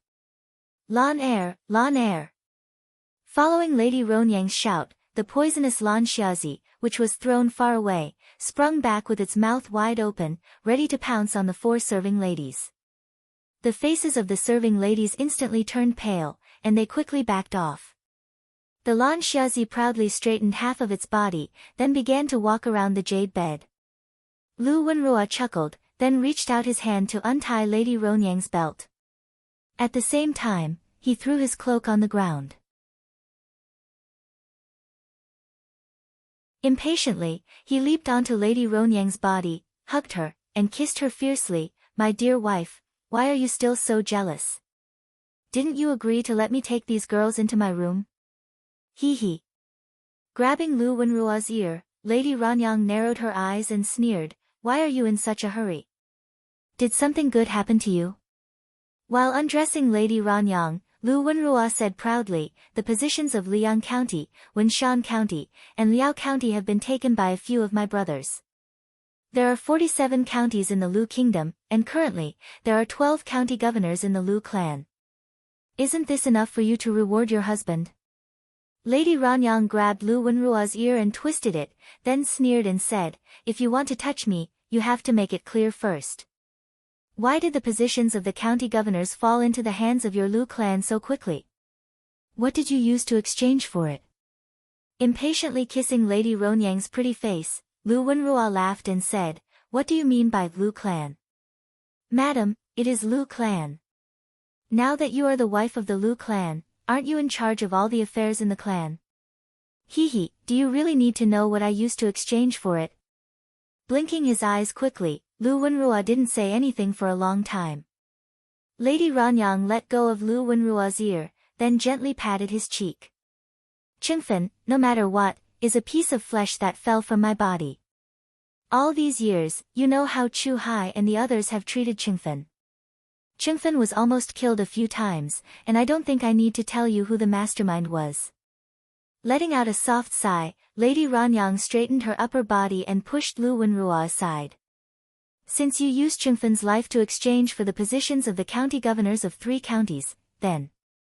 After a moment of silence, Lady Ranyang breathed out a long sigh and said, "After all, he is my son, the position of the county governor of 3 counties. Using my son's life in exchange for such a great benefit for the Lu clan, how should I, as his mother, feel?" Raising her brows, Lady Ranyang said with an indifferent tone, "Without my permission, no one can touch even a single hair of Qingfen's. Not even Princess Yingchuan, that slut who can sleep with any man, can do it. She promised you the land of 3 counties, but I didn't agree to give her my son's life." Lu Wenrua narrowed his eyes and stared at Lady Ranyang, then said with an indifferent tone, "Yingchuan has mobilized the 1st Heaven Troop of the Yulin Army." Lady Ranyang twitched her lips disdainfully and said, "It's just 6,000 crocatas. If I want to, I can destroy them with a flick of my finger." Lu Wenrua knitted his brows, snorted coldly and said, "All the fishing, salt, and iron in 3 counties will belong to Marquis Yuanyang's mansion. Marquis Yuanyang's mansion will own 50% of the gold and iron mines in 3 counties. Marquis Yuanyang's mansion will own 10% of the energy stone mines in 3 counties. Are you satisfied with this, my lady? Lady Ranyang raised one finger, smiled mischievously like a teenage girl and said, the general of the 3 counties must be someone who has worked in Marquis Yuanyang's mansion for a long time. All the military funds and assets will be given to the general. Lu Wenrua nodded his head helplessly and said, as you wish, as you wish. You and I are husband and wife, why are you being so calculative? Lady Ranyang smiled charmingly, reached out her hand and hooked Lu Wenrua's chin, then slid her palm into his clothes. This is what a good husband should be like. Husband and wife should be husband and wife, but the matters between 2 families should be kept between 2 families. We can't mix them together. Suddenly, 2 drops of tears rolled down from Lady Ronyang's eyes. She said with a low voice, poor Chengfen, it has been hard for him all these years. Lu Wenrua's emotions were stirred.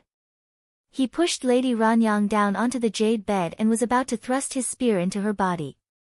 At that moment, when both of them were about to enter the harbor, a young girl dressed in black quickly walked out from behind a vine. Holding a small note in her hand, she quickly came before the jade bed and said with a low voice, I've just received a letter from the Black Swallow. Yan Buji from Zhuoguizheng of Great Yan Dynasty fell into the river and drowned. Yan Buji doesn't have any children, but he has 19 illegitimate children. The imperial court of Great Yan Dynasty has ruled that among these 19 illegitimate children, the one who arrives at Ji City first will inherit all the titles, official positions, and fiefs of Zhuoguizheng. Lu Wenrua laughed and said, the most absurd and unruly member of the imperial clan of Great Yan Dynasty is finally dead? I wonder which illegitimate child has the fortune. On the other side, Lady Ranyang screamed and kicked Lu Wenrua off the jade bed. She roared with a hoarse voice, Yan Buji is dead? The one who arrives at Ji City first will inherit all his possessions? Damn it! Damn it!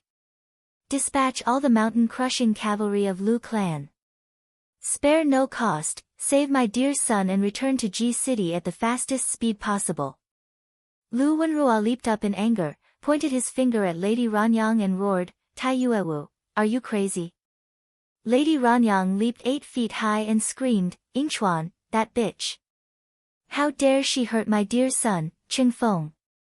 I'll fight her to the death. Why aren't you mobilizing the mountain-crushing cavalry to save Chengfeng? His father, his biological father is Yan Buji. Lu Wenrua felt as if he was struck by a thunderbolt, and his body turned stiff. Yan Buji was the direct descendant of Yan Dan, the founding emperor of Great Yan Dynasty. He was conferred the title of duke, and held the position of Zhuoguizheng. He was responsible for supervising the affairs of 37 vassal kingdoms west of Great Yan Dynasty, and could adjudicate all the disputes between all 37 vassal kingdoms west of Great Yan Dynasty. He was also in charge of 2 counties of Great Yan Dynasty, and ruled over 10 million people. Lu Chengfeng was the son of Lady Ranyang who had an affair with Yan Buji. Didn't that mean he had the right to fight for the rich inheritance left behind by Yan Buji? Lu Wenrua suddenly leaped up 80 feet high and roared furiously, dispatch all the mountain-crushing cavalry and head to Little Meng City at the fastest speed possible. Whoever dares to hurt a single hair of my son, I'll wipe out his entire family. Even if it's that bitch Yingchuan, Lu Wenrua, will rebel. 8,000 mountain-crushing cavalry, the private army of Lu clan of Liang, were dispatched. Under the command of Marquis Yuanyang, the blood-draining army, which consisted of 3 armies of heaven, earth, and human, consisting of 18,000 soldiers, followed closely behind the mountain-crushing cavalry and headed to Little Meng City. You're tuning in to the Blissful Bookshelf YouTube channel. We're so grateful for your support, and don't forget to subscribe to join us on this incredible journey through captivating stories. Your generosity through donations truly makes a world of difference, as it's the primary source of revenue that allows me to expand and enhance this channel for you. Thank you from the bottom of my heart for being a part of this adventure.